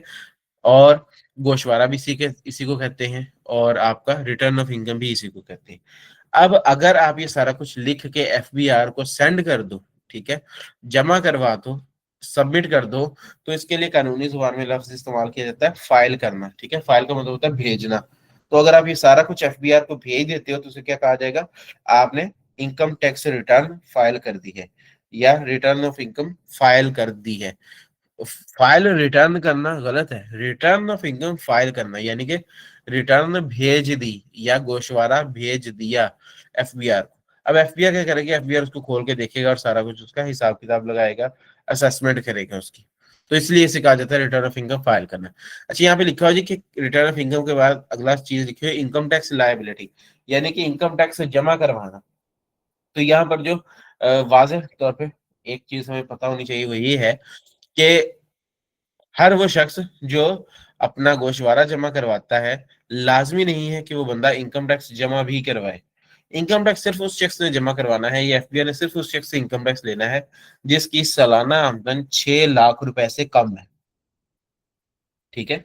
रिटर्न कोई भी फाइल कर सकता है, फाइलर कोई भी बन सकता है, किसी भी चीज के कोई चार्जेस नहीं है, ठीक है, किसी भी जगह पे कोई आपका पैसा नहीं लगेगा। लेकिन अगर टैक्स की बात की जाए कि जी टैक्स देना पड़ेगा, तो टैक्स सिर्फ उसने देना है जिसकी सालाना ना आमदन जो है वो 6 लाख रुपए से जायद होगी। तो इसलिए आपको यहाँ पे ये पहली बुनियादी चीज है वो क्लियर हो जानी चाहिए कि हर फाइलर होने वाला या हर एफबीआई के पास रजिस्टर होने वाला शख्स टैक्स पेयर नहीं होता, टैक्स नहीं जमा करवाता, बल्कि चंद लोग ही टैक्स जमा करवाते हैं। Person in income tax ordinance को बाद में देखते हैं। एक इंपॉर्टेंट चीज जो भी आपको नेक्स्ट पता होनी चाहिए वो है जी टोटल इनकम, टैक्सेबल इनकम और एग्जाम्प्ट इनकम। अब आपको पहले नंबर पे ये पता होना चाहिए कि टोटल इनकम क्या है, टैक्सेबल इनकम क्या है, और एग्जाम्प्ट इनकम क्या है। कोई भी शख्स अपनी पूरी की पूरी जो सालाना आमदन कमाता है 12 महीनों में, उसके ऊपर टैक्स जमा नहीं करवाएगा, बल्कि सिर्फ उस आमदन के सिर्फ उस हिस्से पर टैक्स जमा करवाएगा जो कि टैक्सेबल होगा। ऐसा क्यों है जी, क्योंकि हुकूमत ने कुछ प्रोफेशंस को या कुछ जुरिस्डिक्शंस को ये इजाजत दी हुई है कि वहां पर टैक्स नाफिज नहीं है। मिसाल के तौर पे अगर प्रोफेशंस की बात करें, तो जो ज़राअत से होने वाली आमदन है उसके ऊपर एफबीआर टैक्स नहीं लेता, ठीक है। एग्रीकल्चर इनकम पे एफबीआर टैक्स नहीं लेता। अब ये क्या है, ये एक प्रोफेशन को एग्जम्प्ट कर दिया गया है। और इसी तरीके से अगर हम जुरिस्डिक्शंस की बात करें, तो बहुत सारी जुरिस्डिक्शंस हैं, जैसे ये सवात वगैरह का एरिया है, तो वहां पर एफबीआर टैक्स कलेक्ट नहीं करता। तो हमें क्या समझ आया कि ऐसी जगहों पे ये चीजें टोटल इनकम में तो शामिल हो सकती हैं, बट टैक्सेबल इनकम में ये चीजें शामिल नहीं हो सकती। सो टैक्सेबल इनकम क्या है, मिसाल के तौर पे एक बंदा है, वो किसी स्कूल में गवर्नमेंट जॉब करता है और साथ में वो खेती बाड़ी भी करता है, तो अब इसकी टोटल इनकम में दो तरह की इनकम आ रही होगी। इसकी सैलरी इनकम भी होगी, और इसकी एग्रीकल्चर इनकम भी होगी। तो क्या ये दोनों इनकम पर टैक्स जमा करवाएगा? Definitely not, because agriculture income exempt income है, उसके ऊपर टैक्स लगता ही नहीं है। टैक्सेबल कौन सी है? जो ये तनख्वाह लेता है, सैलरी इनकम टैक्सेबल है। ठीक है, वो भी तब अगर वो 6 लाख से ऊपर हो। अगर वो 6 लाख से नीचे नीचे है तो फिर वो भी टैक्सेबल इनकम नहीं है। तो ये आप लोगों को स्टार्टिंग में पता होना चाहिए। हेड्स ऑफ इनकम, जब हम लोग बार बार इनकम की बात करते हैं कि जी फलाना शख्स ने सैलरी से पैसा कमाया या कारोबार से जैसे भी कमाया है, तो जिन हेड्स ऑफ इनकम को पता होगा तभी तो हम लोग उसके ऊपर प्रॉपर टैक्स कैलकुलेट कर सकेंगे। ठीक है, तो कोई भी शख्स जो टैक्सेबल इनकम कमाता है वो mainly in 5 heads of income से पैसा कमा सकता है। सैलरी से तनख्वाह ले सकता है, इनकम प्रॉपर्टी यानी कि किसी भी बिल्डिंग का लैंड का किराया हासिल कर सकता है, कारोबार से पैसा कमा सकता है, जमीन जायदाद बेचकर पैसा कमा सकता है, या फिर प्राइस बॉन्ड्स और इस तरह की एक्टिविटीज परफॉर्म करके अदर सोर्सेज से भी पैसा कमा सकता है। तो ये हेड्स ऑफ इनकम है, इनके बारे में आपको पता होना चाहिए। अच्छा, नेक्स्ट इनकम टैक्स रिटर्न आ गई है। तो फर्दर आगे बढ़ने से पहले थोड़ी सी हम इसके ऊपर जो है वो डिस्कशन कर लें कि इनकम टैक्स रिटर्न हम लोग क्यों फाइल करते हैं, इसके पीछे रीजन क्या है और ये क्यों होती है। यहाँ तक कोई आप लोगों का सवाल हो तो मुझे बताएं। एग्रीकल्चर इनकम टैक्सेबल है पंजाब में। प्रोविंस जो होता है ना जी, वो इसके ऊपर टैक्स लेता है। ना सिर्फ पंजाब, सिंध वाले अपने सूबे से टैक्स लेते हैं, केपी के वाले अपने सूबे से टैक्स लेते हैं। ठीक है, हम जो पढ़ रहे हैं इनकम टैक्स, ये फेडरल का टैक्स होता है, वफाकी हुकूमत इसको पूरे मुल्क से कलेक्ट करती है। तो जब वफाकी हुकूमत पूरे मुल्क से इनकम टैक्स लेती है तो वो खेती बाड़ी वालों से इनकम टैक्स नहीं लेती। हाँ, वो पंजाब हुकूमत वाले अपने मुताबिक कोई टैक्स ले सकते हैं, लेकिन वफाकी हुकूमत कोई टैक्स नहीं लेती। Difference between sale tax and on income from business, ये मिसाल है, मैं आपको बता देता हूँ। ठीक है, लेकिन इस तरह से इंडिविजुअल क्वेश्चंस को भी मैं आंसर नहीं करता हूँ, आपके सवाल मैंने पढ़ लिए, इसको मैं एंड पे आंसर करता हूँ। साथ में थोड़ा थोड़ा ब्रीफली आपको बताता भी जाऊंगा। इनकम फ्रॉम बिजनेस की बात करें तो जब कोई शख्स कारोबार करता है तो कारोबार करने के बाद उसको एंड पे जो नेट प्रॉफिट बच जाता है, सारे अपने अखराजात माइनस करने के बाद अपनी इनकम में से जो उसको नेट प्रॉफिट बचता है ना, उस नेट प्रॉफिट के ऊपर उस बंदे ने देना होता है इनकम टैक्स। ठीक है, लेकिन इनकम टैक्स के साथ साथ जब वो सेल्स करता है तो उस सेल्स का 18% भी उसने गवर्नमेंट को जमा करवाना होता है। अब आप यहाँ पे कहेंगे कि जी इसको तो दो दो टैक्स भरना पड़ रहे हैं, एक वो इनकम टैक्स भी भर रहा है और एक वो सेल्स टैक्स भी भर रहा है। नहीं, इनकम टैक्स वो उसको भरना पड़ रहा है, लेकिन सेल टैक्स वो नहीं भर रहा। सेल्स टैक्स में सिर्फ वो सेल टैक्स को कलेक्ट करने के लिए कलेक्टिंग एजेंट होता है। सेल टैक्स कौन भरता है? जब आप कोई चीज कंज्यूम करते हैं ना, ठीक है, ये सबको लिए आप सबको बता रहा हूँ जी। सेल टैक्स सिर्फ कंज्यूमर भरता है, वो शख्स जो किसी चीज को कंज्यूम करता है, खा लेता है, खत्म कर देता है, वो सेल टैक्स भरता है। जब हम कोई चीज मार्केट से खरीद के लाते हैं तो हम 100 रुपए वाली चीज 118 रुपए की खरीद के लाते हैं। जो चीज बनाने वाला जो होता है उस चीज को बनाकर बेच रहा होता है, उसने उस चीज को इस हिसाब से ही बनाया होता है कि 100 रुपए में उसको उसका मुनाफा बच रहा होता है। बाकी 18 रुपए जो वो ऊपर ले रहा है आपसे, वो उसके नहीं है। 18 रुपए गवर्नमेंट के हैं, सेल्स टैक्स है। उसने सिर्फ वो पैसे आपसे इकट्ठे करने और गवर्नमेंट को जमा करवा देने हैं।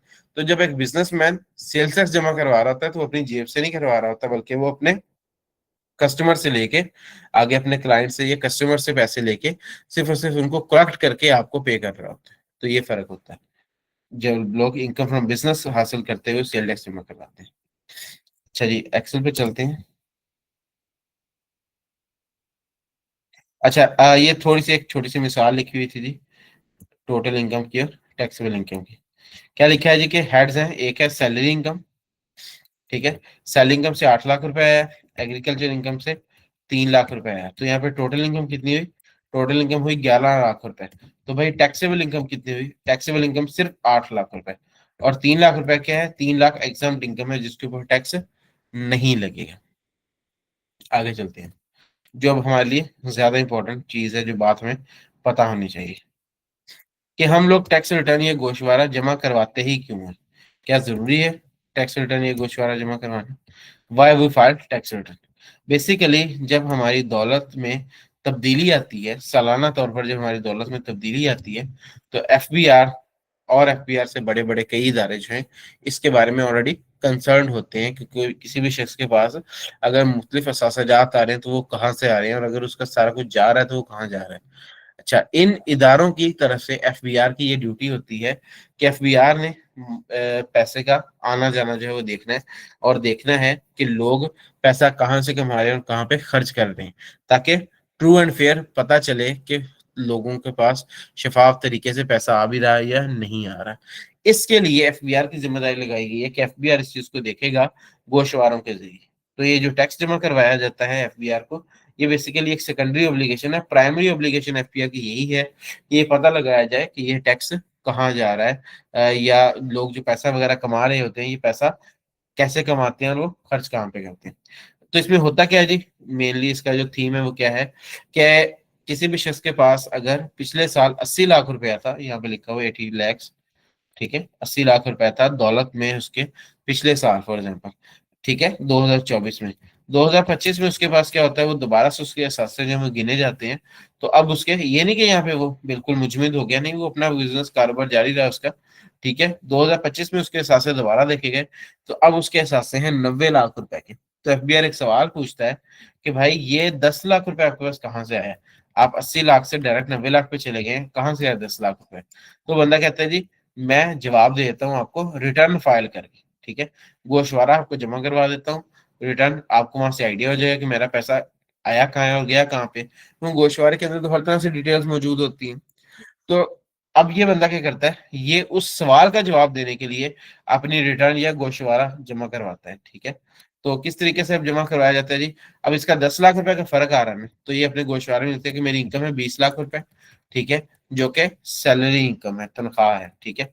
उसमें से मैंने अपने घरेलू अखराजात कर लिए थे 10 लाख रुपए, और बाकी मेरे पास बचा था 10 लाख रुपए सेविंग। वो सेविंग कैश में है, बैंक में है, कोई प्रॉपर्टी ले ली है, जो भी चीज है आपको नजर आ रही है, उस 10 लाख रुपए सेविंग की वजह से ये जो 80 लाख रुपए है ये अब 90 लाख में कन्वर्ट हो चुके हैं, ठीक है। ये वाला 80 लाख रुपए अब 90 लाख में कन्वर्ट हो चुका है सेविंग की वजह से। तो ये वजह है कि 10 लाख रुपए कहाँ से आया है, ये बताने के लिए हम लोग एफबीआर के लिए रिटर्न या गोशवारा फाइल करते हैं।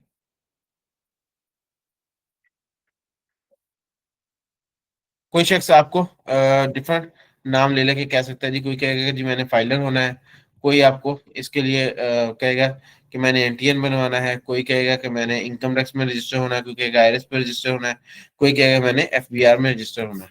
तो डिफरेंट नामों के लिहाज से लोग इस चीज़ को जानते हैं, लेकिन आपको पर्सनली ये पता होना चाहिए कि अगर मैंने किसी चीज़ को फाइलर करना है तो उसका क्या मतलब है। फाइलर करने से मुराद ये है कि वो शख्स रोजाना जो है वो सालाना बुनियादों पर वो अपना गोशवारा एफबीआर को जमा करवाया करेगा, ठीक है। एनटीएन बनवाना भी इसी को कहते हैं, जब कोई शख्स अपना एनटीएन बनवा लेता है तो उसका नेशनल टैक्स नंबर बन जाता है, ठीक है, तो उसे कहा, उसे फाइलर भी कहा जाता है, उसे एनटीएन भी कहा जाता है, इनकम टैक्स में रजिस्टर हो जाता है बंदा, तभी ये सारा कुछ होता है। और आईरिस में रजिस्टर होना है, क्योंकि अब ऑनलाइन रजिस्ट्रेशन होती है, तो इसलिए अभी इसको आईरिस में रजिस्ट्रेशन कह दिया जाता है। और एफबीआर में रजिस्टर होना है, तो बेसिकली वो इदारा है एफबीआर जो आपसे गोशवारे वगैरह कलेक्ट करता है। तो इसीलिए जब आप आईरिस पर रजिस्टर होते हैं तो आप एफबीआर में रजिस्टर हो जाते हैं, ठीक है। तो आईरिस पर अकाउंट बनवाना इसका भी यही मतलब है। आपको रजिस्ट्रेशन का भी पूरा तरीकाकार प्रैक्टिकली गाइड करूंगा।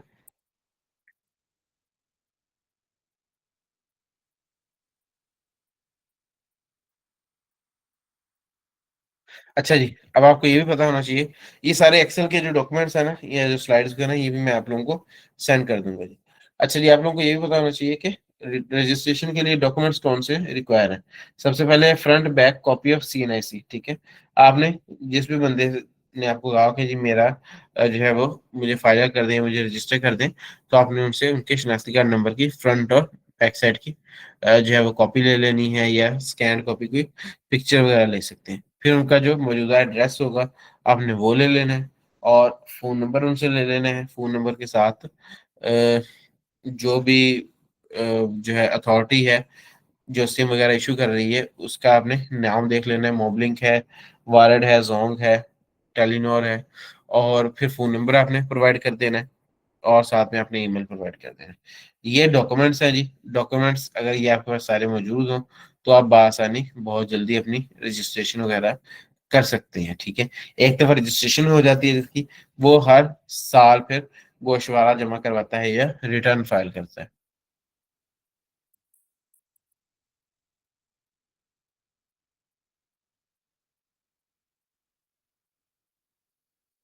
जिशान भाई, ये इनकम टैक्स की क्लास आपकी शुरू होगी, सेल टैक्स की क्लास नहीं है। Amount received as gift from blood relation are also taxable. अगर आपको जो गिफ्ट के तौर पर अमाउंट रिसीव हुई है वो वाया बैंक है, तो फिर वो एज अ गिफ्ट टैक्सेबल नहीं होगी। लेकिन अगर आपको वो हाथ में आपके पैसे पकड़ा दिए गए हैं कैश की शक्ल में, तो फिर वो टैक्सेबल है, ठीक है। इनकम कम शो की हो तो फिर डिफरेंस कैसे कवर करेंगे? अगर आपने इनकम कम शो की है तो डेफिनेटली या तो आपका कोई फैमिली मेंबर है जो उसमें कंट्रीब्यूट कर रहा है, आपके वालिद साहब हो सकते हैं, आपके भाई हो सकते हैं, आपके फ्रेंड से आप कोई लोन ले सकते हो, बैंक से लोन ले सकते हो, किसी से गिफ्ट ले सकते हो, कोई आपको स्कॉलरशिप मिल सकता है। इस तरह की मुख्तलिफ रीजंस हो सकती हैं जहां से आपको वो पैसा मिल सकता है। तो कोई इनहेरिटेंस का पैसा हो सकता है, कोई और गिफ्ट हो सकता है। ये सारे इन्फ्लोज होते हैं बेसिकली जब आप इनकम टैक्स रिटर्न देखते हैं ना। यहाँ पे मैं आपको दिखाता हूँ, बहुत अच्छा सवाल किया आपने। इनकम टैक्स रिटर्न कोई भी ओपन कर लेते हैं, मिसाल के तौर पर इनकम टैक्स रिटर्न ओपन कर लेते हैं। इसके एंड पे एक चीज होती है ना, वेल्थ स्टेटमेंट। इस वेल्थ स्टेटमेंट में जो असाजात आ रहे होते हैं उनको हमने रिकॉन्साइल करना होता है। ये रिकॉन्सिलिएशन पे आप जाओगे ना, तो यहाँ पर लिखा हुआ है इनफ्लोज, ठीक है। ये इनफ्लोज आपको बता रहा था कि पैसा आया कहां से। इसमें सबसे पहला ऑप्शन क्या है? इनकम डिक्लेयर्ड एज पर return for the year subject to normal tax, यानी कि वो जो टैक्सेबल आमदन है उसके बारे में। फिर लिखा हुआ इनकम एग्जम्प्ट फ्रॉम टैक्स, यानी वो आमदन जो उसके ऊपर टैक्स लगता ही नहीं है, ठीक है। फिर आ जाती है जी इनकम डिक्लेयर्ड एज पर return subject to final tax, इसमें वो वाली आमदन आ जाती है जिसके ऊपर टैक्स से पहले ही कट जाता है, जैसे आपको बैंक से कोई प्रॉफिट वगैरह मिले तो उसके ऊपर टैक्स कटा हुआ होता है। फिर क्या आ रहा है? Adjustment inflows. फिर क्या आ रहा है? फॉरेन रेमिटेंस, बाहर से पैसा भेज दिया आपके किसी भाई ने, रिश्तेदार ने, वाले साहब ने, ये इससे भी आपका वो कवर हो सकता है। इनहेरिटेंस, आपको विरासत में पैसे मिल गए, आपको गिफ्ट मिल गया, आपने अपनी कोई चीज बेची, कोई एसेट बेचा जो कि खरीदा आपने सस्ता था, बिक गया महंगा। गाड़ी है फॉर एग्जाम्पल 20 लाख की खरीदी थी, 28 लाख की बिक गई, तो 8 लाख रुपए क्या हो गया? प्रॉफिट हो गया। फिर है income attributable to receipts, builders और डेवलपर्स जो आमदन हासिल करते हैं वो। फिर भी कुछ कुछ ना लिख सकें, छोटी मोटी अमाउंट हो तो आप अदर्स में भी इसे लिख सकते हैं। तो ये सारा क्या है? ये इनफ्लोज है कि यहाँ यहाँ से मुझे पैसा आ सकता है या आया है। अ, ठीक है जी, ये वाला हो गया। अच्छा, अमार साहब, आपको जो है ना, मैं इधर एक डॉक्यूमेंट पढ़ा होगा, मैं आपको शेयर कर दूंगा आपके ग्रुप में भी। उसमें जो है ना आपको काफी मदद मिल जाएगी गिफ्ट की जो है ना वो टैक्सेशन देखने के लिए। टैक्स स्टेटमेंट जो गिफ्ट का होता है ना, वो आप बड़े आराम से उससे देख सकेंगे, ठीक है। मुझे भी ऐसे सोशल मीडिया पे एक बंदे ने कंपाइल किया हुआ था, नजर आया था, तो मैंने डाउनलोड कर लिया, मैं आप लोगों को भी सेंड कर दूंगा, ठीक है। तो अब ये देखिए, इसमें वाज़ेह तौर पे लिखा हुआ है कि if the gift is in cash, अब यहाँ पे क्या है? When the donor and donee are relative, ठीक है, ब्लड रिलेटिव्स हैं ये। लेकिन if the gift is received in cash, अगर पेड थ्रू बैंकिंग चैनल है तो एग्जाम फ्रॉम टैक्स, और अगर पेड इन कैश पैसों की शक्ल में तो फिर टैक्सेबल है, ठीक है। तो आई होप कि इससे आपको बेहतर आइडिया हो गया होगा। अच्छा जी, खैर आगे थोड़ा सा चलते हैं, प्रैक्टिकली भी देख लेते हैं इस चीज को। अभी हम बात कर रहे थे इनकम टैक्स गोशवारे की या इनकम टैक्स रिटर्न की। तो बेसिकली ये है आपका इनकम टैक्स रिटर्न। यहाँ पे ये employment, property, business, capital gain, ये क्या है? ये सारे हेड्स ऑफ इनकम है जहां जहां से आप पैसा हासिल कर सकते हैं, ठीक है। यहाँ से आपने पैसा कमाया और फिर आपने उसमें से कुछ खर्च कर दिया यहाँ पर्सनल एक्सपेंसेस में, और जो बच गया वो कहाँ चला गया? वो आपके एसेट्स में चला गया, यानी कि आपकी सेविंग्स में चला गया। तो यही सिंपल सा इसका जो है वो फाइलिंग प्रोसेस होता है। इसमें आपने क्या करना है? इसमें आपने अपनी इनकम को डिक्लेयर करना है, अपने एक्सपेंसेस को डिक्लेयर करना है, और जो पैसा बच जाए उसे अपनी सेविंग डिक्लेयर कर देना, तो आपका काम पूरा हो जाएगा। तो प्रैक्टिकली ये चीज़ बहुत आसान है, इंशाल्लाह हम लोग बहुत डीपली सीखेंगे, कंपनीज के गोशवारे भी सीखेंगे, पार्टनरशिप फर्म्स के भी सीखेंगे, इंडिविजुअल्स के तो करेंगे ही करेंगे। तनख्वाह वालों के अलग तरीके से होते हैं, बिजनेस वालों के अलग तरीके से होते हैं। करने के बाद आपने इसको सेव करना है, सेव करने के बाद आप इसे सबमिट कर देंगे। अगर आपके ऊपर कोई टैक्स एप्लीकेबल ना हुआ तो आपका ये गोशवारा जमा हो जाएगा, और अगर आपके ऊपर कोई टैक्स बनता हुआ तो वो टैक्स आपको पे करना पड़ेगा। फिर उसके बाद ये गोशवारा आपका जमा हो जाएगा। अच्छा जी, वैसे तो हमें कोई राउंड अबाउट 9:30 तक ये सारी चीज़ें डिस्कस करनी थी, लेकिन यहाँ तक ये चीज़ें इस काबिल हो गई हैं कि आप लोगों को इन डिटेल सारा कुछ अब समझ आ चुका है। ठीक है, कल हम प्रॉपर रजिस्ट्रेशन के प्रोसेस से स्टार्ट करेंगे और एक तनख्वाह लेने वाला बंदा, सैलरीड पर्सन जो है, उसकी रिटर्न फाइल करेंगे। इसके बारे में भी एक्सेल पर नोट्स मेरे पास मौजूद है सैलरी के। ठीक है, जो शख्स सैलरी लेता है, तनख्वाह लेता है, उसकी रिटर्न कैसे फाइल करते हैं, तमाम तर जो नोट्स मेरे पास एक्सेल पे मौजूद हों, वर्ड पे हों, ये सारे के सारे आपके लिए होते हैं। तमाम तर इसी फॉर्मेट में आपको शेयर भी किया करूंगा, आपके ग्रुप्स में भी, गूगल ड्राइव पर भी अपलोड कर दिए जाएंगे, आपकी वेबसाइट पर भी अपलोड कर दिए जाएंगे, यानी कि एलएमएस पोर्टल पे। ठीक है, तो यहाँ से हम लोग कल सैलरी के बारे में भी पढ़ेंगे, साथ ही साथ हम लोग रजिस्ट्रेशन मेथड भी सीखेंगे, और उसके बाद हम लॉग इन करके सैलरी की जो सारी की सारी इंफॉर्मेशन है वो डिक्लेयर करके प्रॉपर रिटर्न भी फाइल करेंगे। अच्छा जी, यहाँ पर आप किसी भाई का कोई सवाल हो तो आप लोग पूछ सकते हैं। मेरी तरफ से आज का जो टॉपिक्स है वो कंप्लीट हो चुके हैं।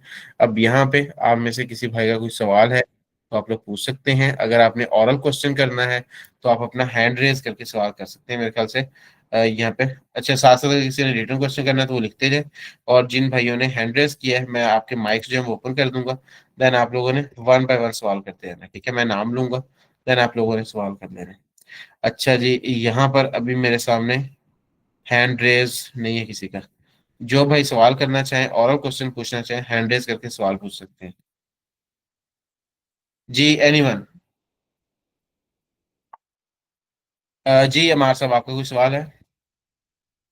अस्सलाम वालेकुम सर। मेरा नाम अमार अजीम है और मैं एक सैलरीड पर्सन हूँ।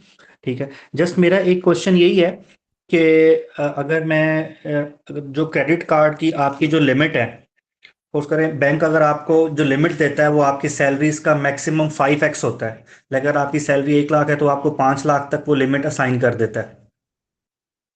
ठीक है। ठीक है। तो अगर आपकी लिमिट 5x से भी ज्यादा है तो क्या क्योंकि मैं देख रहा हूँ कि एफबीआर के इस दफा ना वो एसएमएस आ रहे हैं आपकी वो क्रेडिट कार्ड की जो आपकी है ना कंजप्शन है उसके, कि आपकी इतनी आपने कंज्यूम किया और इस पे आपने आप टैक्स का फाइल कर दें। तो मैं ये जानना चाह रहा हूँ, अगर किसी बंदे की जो इनकम है उसका की उसका जो अब क्रेडिट कार्ड की जो लिमिट है वो 5x से भी ज्यादा है, तो एफबीआर इस पे तो कोई नोटिस तो नहीं भेज सकता? चलिए मैं आपको बताता हूँ। अमार साहब, लाइक फर्स्ट करें, बेसिकली अगर सैलरी अगर आपकी 1 लाख है और अगर आपकी जो क्रेडिट कार्ड की जो लिमिट है वो है 1 मिलियन, तो फिर ये इस पे तो नहीं कोई एफबीआर कर सकता कि आप 1 मिलियन की स्पेंडिंग कर रहे हैं लेकिन आपने जो अपनी इनकम शो की हुई वो 1 लाख की हुई है। मैं आपको बताता हूँ। अक्सर हम लोगों को ये कंफ्यूजन होती है अमार साहब, कि हम लोग जो कंजप्शन करते हैं, जो हम पैसा खर्च करते हैं, एफबीआर उस पे हमसे कोई टैक्स ले सकता है, या हम लोग जब कोई चीज खरीदते हैं तो एफबीआर हमसे टैक्स लेगा। हकीकत में ऐसा नहीं है। हमें जो इंटीमेशन आती है हम लोग उसको नोटिस समझ लेते हैं। ठीक है, ये एक इंटीमेशन होती है, एफबीआर सिर्फ आपको ये बता रहा होता है कि एफबीआर की आपके ऊपर नजर है, एफबीआर सारे जो भी आप ट्रांजैक्शंस कर रहे हैं उनसे वाकिफ है। मिसाल के तौर पे अगर आप कोई प्लॉट परचेज करते हैं, तो गाड़ी परचेज करते हैं, तब भी आपको एफबीआर की तरफ से मैसेज आता है कि जी congratulation on your new property, या ऑन योर न्यू प्लॉट, या ऑन योर न्यू बिल्डिंग, या ऑन योर न्यू कार। और इस तरीके से फिर साथ में लिखा होता है कि अपनी रिटर्न लाजमी फाइल कीजिएगा। इट डजेंट मीन कि आपको कोई टैक्स देना पड़ेगा। सिंपल सी बात है। एफबीआर क्या कह रहा है? एफबीआर कह रहा है कि जी आपने मिसाल के तौर पर इस 1 साल के अंदर अंदर अपने क्रेडिट कार्ड से जो टोटल ट्रांजैक्शंस की हैं वो 20 लाख की कर दी। एज्यूम कर लेते हैं कि एफबीआर ने कहा कि आपने अपने क्रेडिट कार्ड से पूरे साल में 20 लाख रुपए की ट्रांजैक्शंस कर दी हैं। अब आपको एफबीआर नोटिस भेज देता है। नोटिस नहीं भेजता, जस्ट एक इंटीमेशन भेजिए। तो क्या एफबीआर हमसे टैक्स मांग सकता है? नहीं। एफबीआर हमें तब नोटिस भेजेगा या एफबीआर तब एतराज करेगा अगर हमारे असासों में इतने असासे ना पड़े हों, डिक्लेयर्ड वेल्थ में इतनी वेल्थ ना पड़ी हो कि हम वो 20 लाख रुपए वापस कर सके बैंक का। तो फिर एफबीआर हमें ये नोटिस भेज सकता है कि भाई आपने अपनी आमदन तो जो है वो बताई हुई है, फॉर एग्जांपल सालाना 6 लाख रुपए, सालाना 4 लाख रुपए, या सालाना 3 लाख रुपए, और आपने अखराजात कर लिए हैं 20 लाख रुपए के, और फिर वो फॉर एग्जांपल आपने इन नियर फ्यूचर वो वापस भी करने हैं, तो आप कैसे वापस करोगे? इस चीज का एफबीआर नोटिस भेजता है। इसे कहते हैं नोटिस, जिसमें एफबीआर कहता है कि आपकी अगर कोई कंसील्ड इनकम है, छुपाई हुई इनकम है, तो उसके बारे में बताओ, क्योंकि आपके अखराजात ज्यादा हैं और आपकी आमदन कम है। लेकिन अगर आपके पास पहले से डिक्लेयर्ड एसेट्स मौजूद हैं, मिसाल के तौर पे मैं कहता हूं जी मेरा बैंक में 50 लाख रुपए पड़ा है दूसरे अकाउंट में, तो दैट सिंपल, मैं किसी भी टाइम अपने उस 20 लाख रुपए की जो मेरी क्रेडिट ट्रांजेक्शन्स हैं, जो मेरी लाइबिलिटी है, मैं उसको पे ऑफ कर सकता हूँ।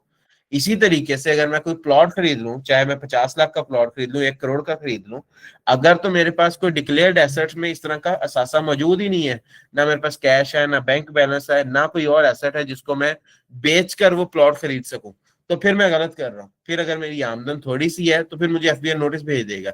लेकिन अगर डिक्लेयर्ड एसेट्स में मेरे पास ऑलरेडी 4 करोड़ के एसेट्स पड़े हैं जिन्हें मैं रिप्लेस कर सकता हूँ उस 1 करोड़ के एसेट के साथ, तो एफबीआई मुझे कोई नोटिस नहीं भेज सकता। ठीक है, और ना ही इसके ऊपर कोई टैक्स होता है। आई होप कि आपको ये चीज थोड़ी सी समझ आई होगी। जी हमारा सब समझ आया आपको?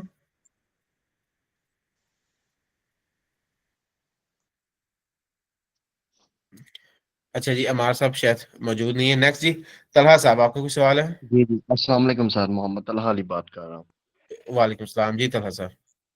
सर ये क्वेश्चन तो सिंपल सा ही है, सिर्फ थोड़ा सा ये बता तो सारा आपने सारा ही।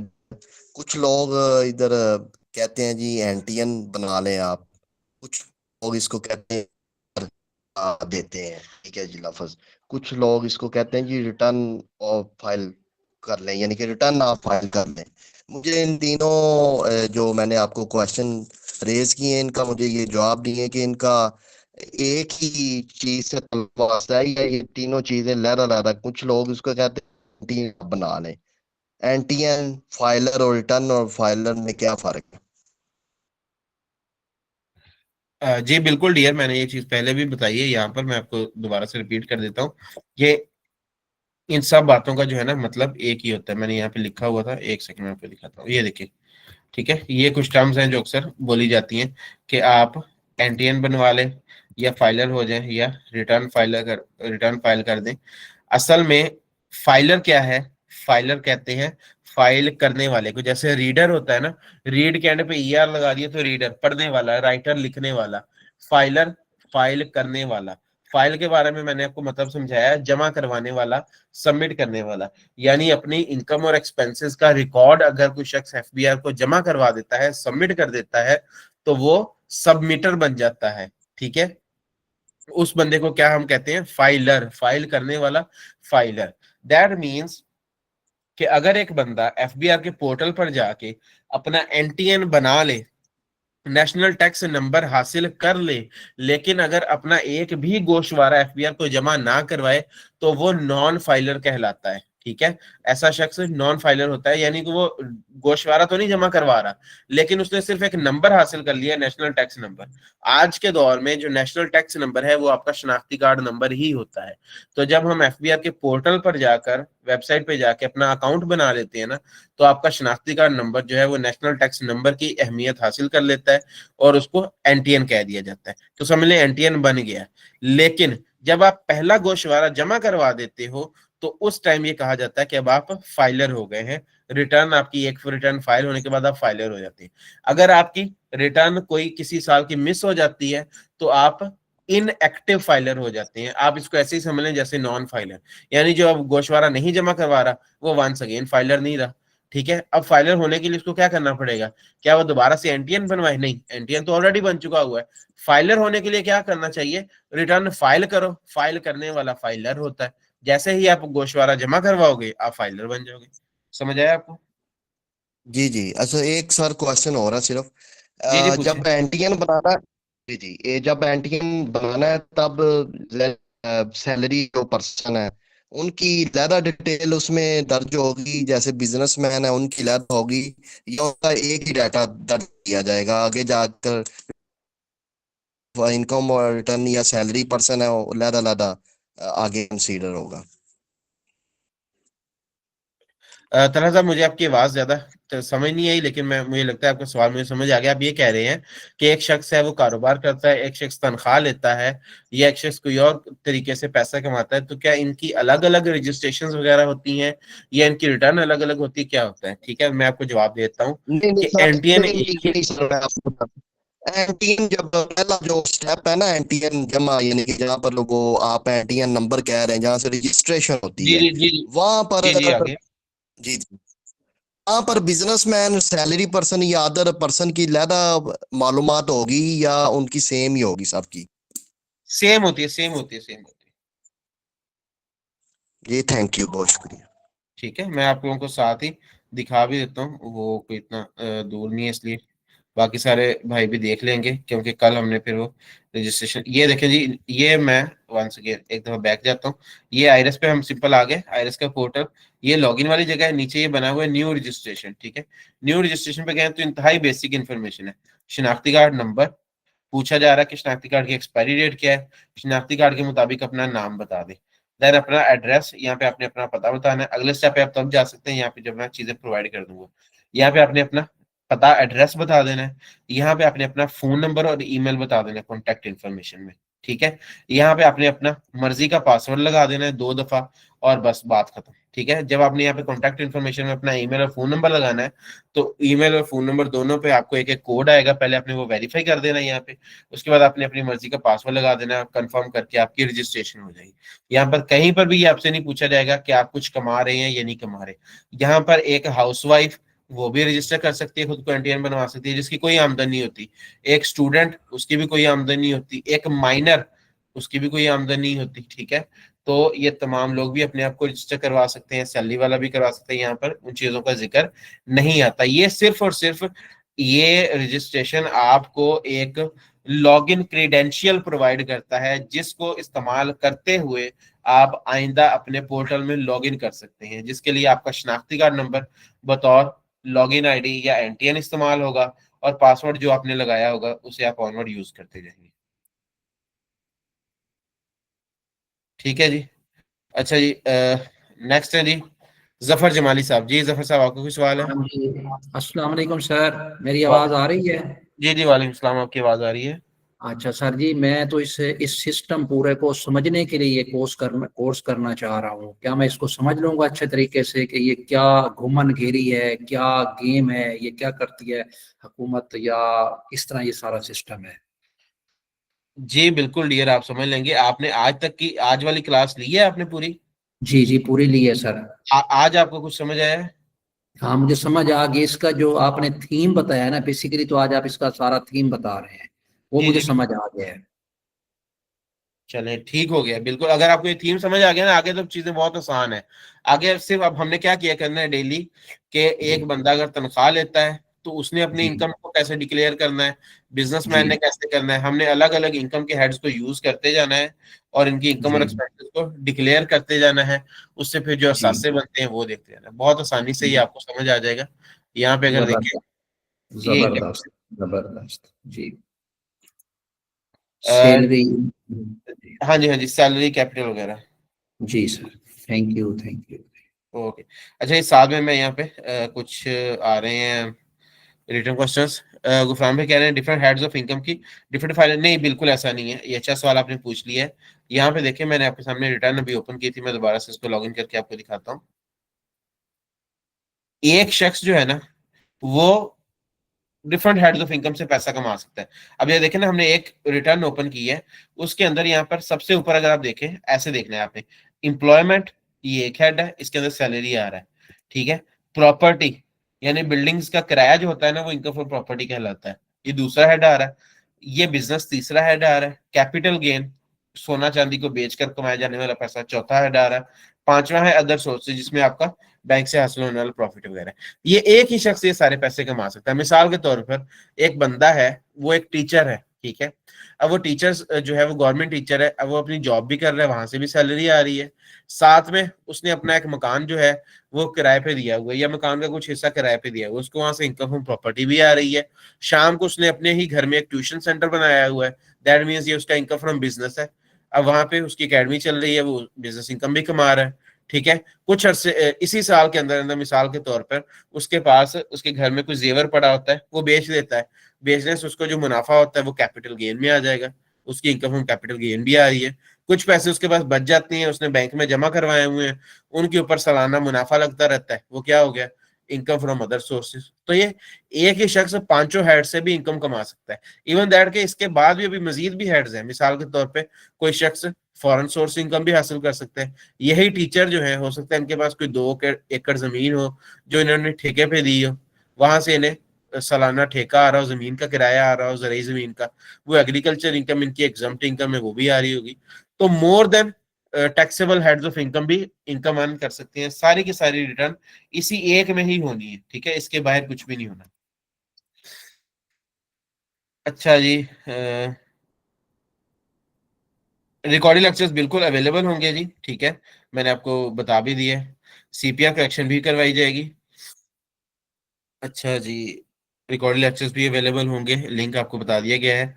किसी भी साल का रिटर्न उससे एक साल पहले जो ला होता है उसके अकॉर्डिंग फाइल किया जाता है। Please explain it again. Dear, ऐसा होता है ना, अब देखें आप, मिसाल के तौर पे साल शुरू हो रहा है 2025, ठीक है, मिसाल दे रहा हूं आपको। अब साल 2025 कब शुरू हुआ था? 1 जुलाई 2025 से, सॉरी 1 जुलाई 2024 से लेकर 30 जून 2025 तक, ये होता है टैक्स ईयर। 12 महीनों का जो साल होता है ना, वो जुलाई से अगले साल जून तक होता है। अब जब जुलाई 2024 को टैक्स ईयर शुरू हुआ है, 1 जुलाई 2024 को, तो वहां पे कानून कौन सा हम फॉलो करेंगे? ठीक है, डेफिनेटली हम वो कानून फॉलो करेंगे ना जो उससे पहले हमारे पास मौजूद होगा। अगर जिस वक्त हम फाइलिंग कर रहे होंगे उसी वक्त एक नया कानून आ जाता है, तो क्या हम उसको अप्लाई करेंगे? नहीं, बात यह कि हम उसको अप्लाई नहीं करेंगे। कोई भी जब नया कानून आया करेगा टैक्स के अंदर, तो उसकी इफेक्टिव डेट, यानी उस कानून को अप्लाई करने की डेट उसके एक साल बाद की होगी। वो हमेशा अगले साल के लिए कानून हुआ करेगी, ठीक है। अगर अभी इस वक्त कोई कानून में तब्दीली आएगी ना, तो ये अगले साल 2026 में अप्लाई होगी। 2026 में अगर कोई कानून आएगा तो वो 2027 में अप्लाई होगा। सिंपल ये समझ लें कि कानून के अप्लाई होने की इफेक्टिव डेट जो है वो एक साल बाद की होती है। अगर कोई लेक्चर मिस करता है, हाँ जी, आप बिल्कुल आराम से आप सिलेबस कवर कर सकते हैं। आप रिकॉर्डिंग लेक्चर्स आपके साथ साथ आ रहे हैं। फॉर एग्जांपल, हमने एक 236C पे करना था कंपनी के एनटीएन पर, लेकिन हमने बना दिया सीईओ के एनटीएन पर। So can it be reverse? जी डियर, प्रॉपर इसका फॉर्मेट होता है, तरीकाकार होता है सीपीआर करेक्शन का। लेकिन अगर आपने सिर्फ बना दिया है तो इसका इतना मसला नहीं है, लेकिन अगर आपने पे कर दी है तो फिर उसकी करेक्शन की तरफ हमें जाना पड़ता है। जी जी, हमारे साहब, अगर आपका सवाल है तो आप लोग पूछ सकते हैं, आप पूछ सकते हैं अपना सवाल। हेलो। जी जी। अच्छा सर, मैं अभी पूछ रहा था, एक चीज़ है कि अभी तो गवर्नमेंट ने कोई क्रिप्टो के हवाले से भी कुछ चीज़ें कुछ क्लियर अभी नहीं है। सुनने में आ रहा है कि एक काउंसिल बना दी है, तो उससे रिलेटेड वो जितने भी कोई अमेंडमेंट्स वगैरह है वो आएंगी। तो अभी क्या इस स्टेज पे अपने जो आपके जो जो एसेट्स हैं जो कि in form of crypto currencies में हैं, ठीक है, तो वो डिक्लेयर करना अभी चाहिए या नहीं अपने टैक्स रिटर्न में?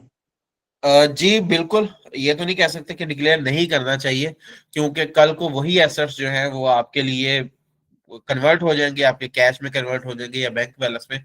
तो उस टाइम फिर आपको प्रॉब्लम हो सकती है।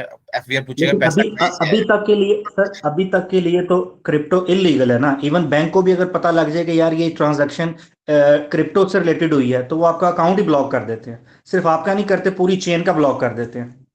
तो मैं उस जी हवाले से कह रहा था कि एफबीआर में अपना वो अपने क्रिप्टो एसेट्स को डिक्लेयर करना अभी मतलब सेफ होगा। नहीं, फिर बिल्कुल भी सेफ नहीं है डियर, मुझे इसके बारे में, क्योंकि मैं क्रिप्टो के बारे में ज्यादा मालूमात नहीं रखता।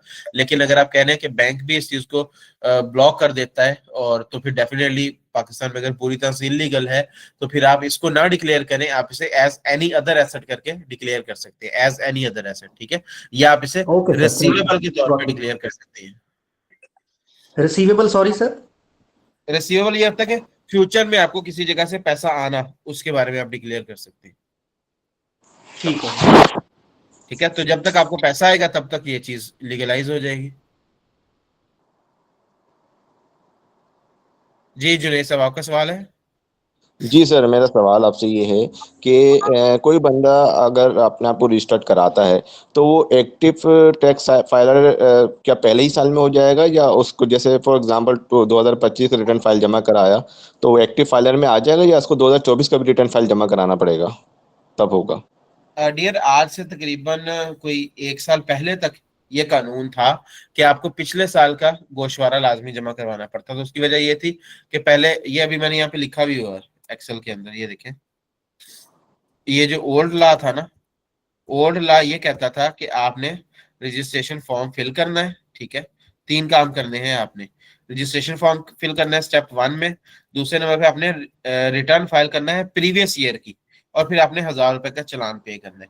उसकी वजह ये थी कि पहले कोई भी शख्स जो फाइलर होता था उसका स्टेटस एफबीआर अपडेट करता था हमेशा अगले साल मार्च में जाके। मिसाल के तौर पे अगर आपने 2025 की रिटर्न आज फाइल की है ना, तो आप 2025 के मुताबिक एक्टिव नहीं नजर आ रहे होंगे, क्योंकि जब अगला साल आएगा 2026 शुरू हो जाएगा, तो 2026 में फरवरी मार्च में जाके एफबीआर अपनी किताबों के ऊपर आपको अपडेट करेगा कि हाँ आप 2025 के मुताबिक फाइलर हो। ये था आज से तकरीबन 1 साल पहले तक का कानून। उसके बाद हुकूमत ने इस कानून में तब्दीली कर दी है। नए कानून के मुताबिक अब आप रियल टाइम में डाटा आपका अपडेट हो जाता है। ठीक है, रियल टाइम में अपडेट होने से क्या मुराद है कि जब आपका किसी भी साल के गोशवारे जमा हो रहे होते हैं, मिसाल के तौर पे अब अगर 2025 के गोशवारे जमा हो रहे थे, तो जो उसकी लास्ट डेट होगी, यानी कि इस साल 31 अक्टूबर लास्ट डेट थी, तो 31 अक्टूबर के बाद जैसे ही आप 31 अक्टूबर की तक रिटर्न फाइल करोगे, 31 अक्टूबर के बाद 1 नवंबर को आप 2025 के मुताबिक फाइलर नजर आओगे। या अगर आप उससे लेट हो जाते हो, अभी आज मिसाल के तौर पे 7 नवंबर है, अगर आप अभी 2025 के रिटर्न फाइल करते हो, तो 1 घंटे के अंदर अंदर आप 2025 के मुताबिक ही फाइलर कंसीडर कर लोगे। ठीक है, आपके साथ लफज लिख के आएगा लेट फाइलर का, बट 2025 के मुताबिक हो गया। 2024 का रिटर्न फाइल करने का आपको कोई फायदा नहीं होगा। ठीक है, वो पहले होता था। ठीक है सर, थैंक यू। वेलकम। जी एनीवन एल्स, किसी और का कोई सवाल है जी? मेरे पास है जी। तो कीर साहब, आपका सवाल है क्या? जी सर। सर मेरा एक क्वेश्चन ये है कि एक विद होल्डिंग टैक्स के हवाले से जो हम परचेज करते हैं किसी रजिस्टर पार्टी से, वो अगर डिस्ट्रीब्यूटर है तो उसकी रेशियो ज्यादा होती है या क्या सीन है इसका? हर का डिफरेंट होता है? डियर, बेसिकली ये कानून के मुताबिक टैक्स होता है। अगर आप किसी डिस्ट्रीब्यूटर से परचेज करते हैं एज अ रिटेलर, या होलसेलर से परचेज कर रहे हैं एज अ रिटेलर, तो आपके ऊपर सेक्शन अप्लाई होते हैं 236H एंड 236G। ठीक है, तो इसके अंदर 236H और 236G जो है, इन दोनों के रेट्स तकरीबन बराबर ही है। कमोडिटीज के हवाले से इनके रेट्स डिफरेंट नहीं है, बट असल चीज ये है कि ये टैक्स एडजस्टेबल टैक्स है। जब आप अपनी गोशवारा जमा करवाते हैं, रिटर्न जमा करवाते हैं, तो आपका ये टैक्स आपको वापस हो जाता है। टैक्स का एग्जैक्टली रेट देखना चाह रहे हैं आप कितना होता है, तो आप सिंपली यहाँ पे ये इनकम अच्छा, टैक्स जाके देख सकते हैं। हाँ जी। ये उसमें उसमें थर्ड शेड्यूल में या कहाँ पे ये पता चलता है कि किसका क्या रेट है? ये एक सेकंड में आपको अभी बता देता हूँ। सिंपली आपने 236H पे गए। ठीक है, advance tax on sale to the retailers, ये रिटेलर्स वाला है। और advance tax on sale to distributors, dealers and wholesalers. ठीक है, तो ये G 236G और 236H का दोनों के टैक्सेस यहाँ से मौजूद है। अगर एक रिटेलर परचेज कर रहा है तो वो 236H वाला देख ले। अगर डिस्ट्रीब्यूटर से कोई डीलर होलसेलर परचेज कर रहा है तो वो 236G वाला देख ले। ठीक है, यहाँ पे पेज नंबर क्या आ रहा है? 458। इसका तरीकाकार देखें, हम जाएंगे 458 पे, वहां पे हमें मिलेगा स्केड्यूल। अब ये देखें 458, ये 458 आ गया। सिंपली आप यहाँ पे रीड करेंगे, यहाँ पे ये देखें लिखा हुआ है, shall collect advance tax at the rate specified in division 15। ये X5 का मतलब होता है division 15 of part 4 of first schedule. यानी कि हम फर्स्ट स्केड्यूल के पार्ट 4 के डिवीजन 15 में जाएंगे। बहुत आसान है। अब मैं क्या करूंगा, मैं सिंपली यहाँ पे लिखूंगा फर्स्ट स्केड्यूल। अब ये मैं फर्स्ट स्केड्यूल पे चला गया हूँ। फर्स्ट स्केड्यूल का मैंने कौन सा पार्ट देखना है? मैंने पार्ट 4 देखना है। ये पार्ट 1 आ रहा है यहाँ पे। अब यहाँ पे मैं चलता जाऊंगा, मुझे पार्ट 4 नजर आएगा। और पार्ट 4 के अंदर फिर डिवीजन 15, ये पार्ट 2 आ गया। Part 2A, part 2B, part 3, and then करते करते यहाँ पर आ जाएगा आपके पास ये पार्ट 4 आ गया। ठीक है, पार्ट 4 के अंदर डिवीजन 15, ये आगे division 15 advance tax on sale to retailers, page है 530। दैट मींस कि अब मुझे सर्च करना है 530। ठीक है, आप इसको ऐसे सर्च करेंगे, ये आपको पेज 530 पे ले जाए। ये पेज 530 पे ले गया। ये देखिए जी, ये आपको रेट्स यहाँ पे मिल जाएंगे। डिवीजन ये 15 रही। Advance tax on cell of, नहीं ये ओमिटेड है।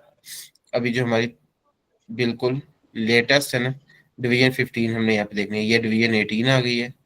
इसके ये रिडिवीजन 15। The rate of collection of tax under section 236H on the gross amount of sales shall be 0.5%। ठीक है, तो 0.5% के हिसाब जी से होल्डिंग हो जाएगी।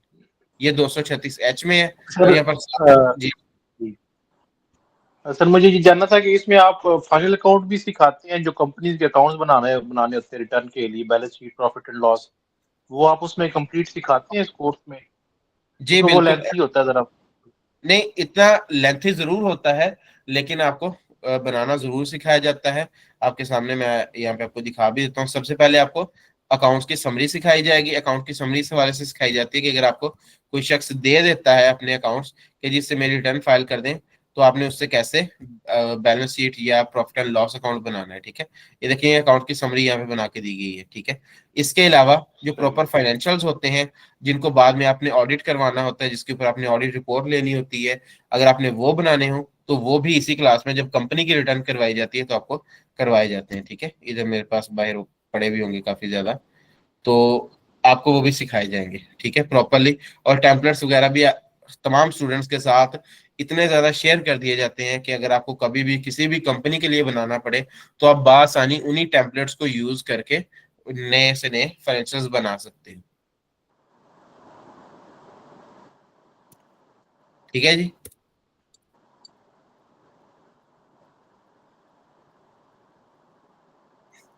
जी एनीवन एल्स, किसी और का कोई सवाल हो?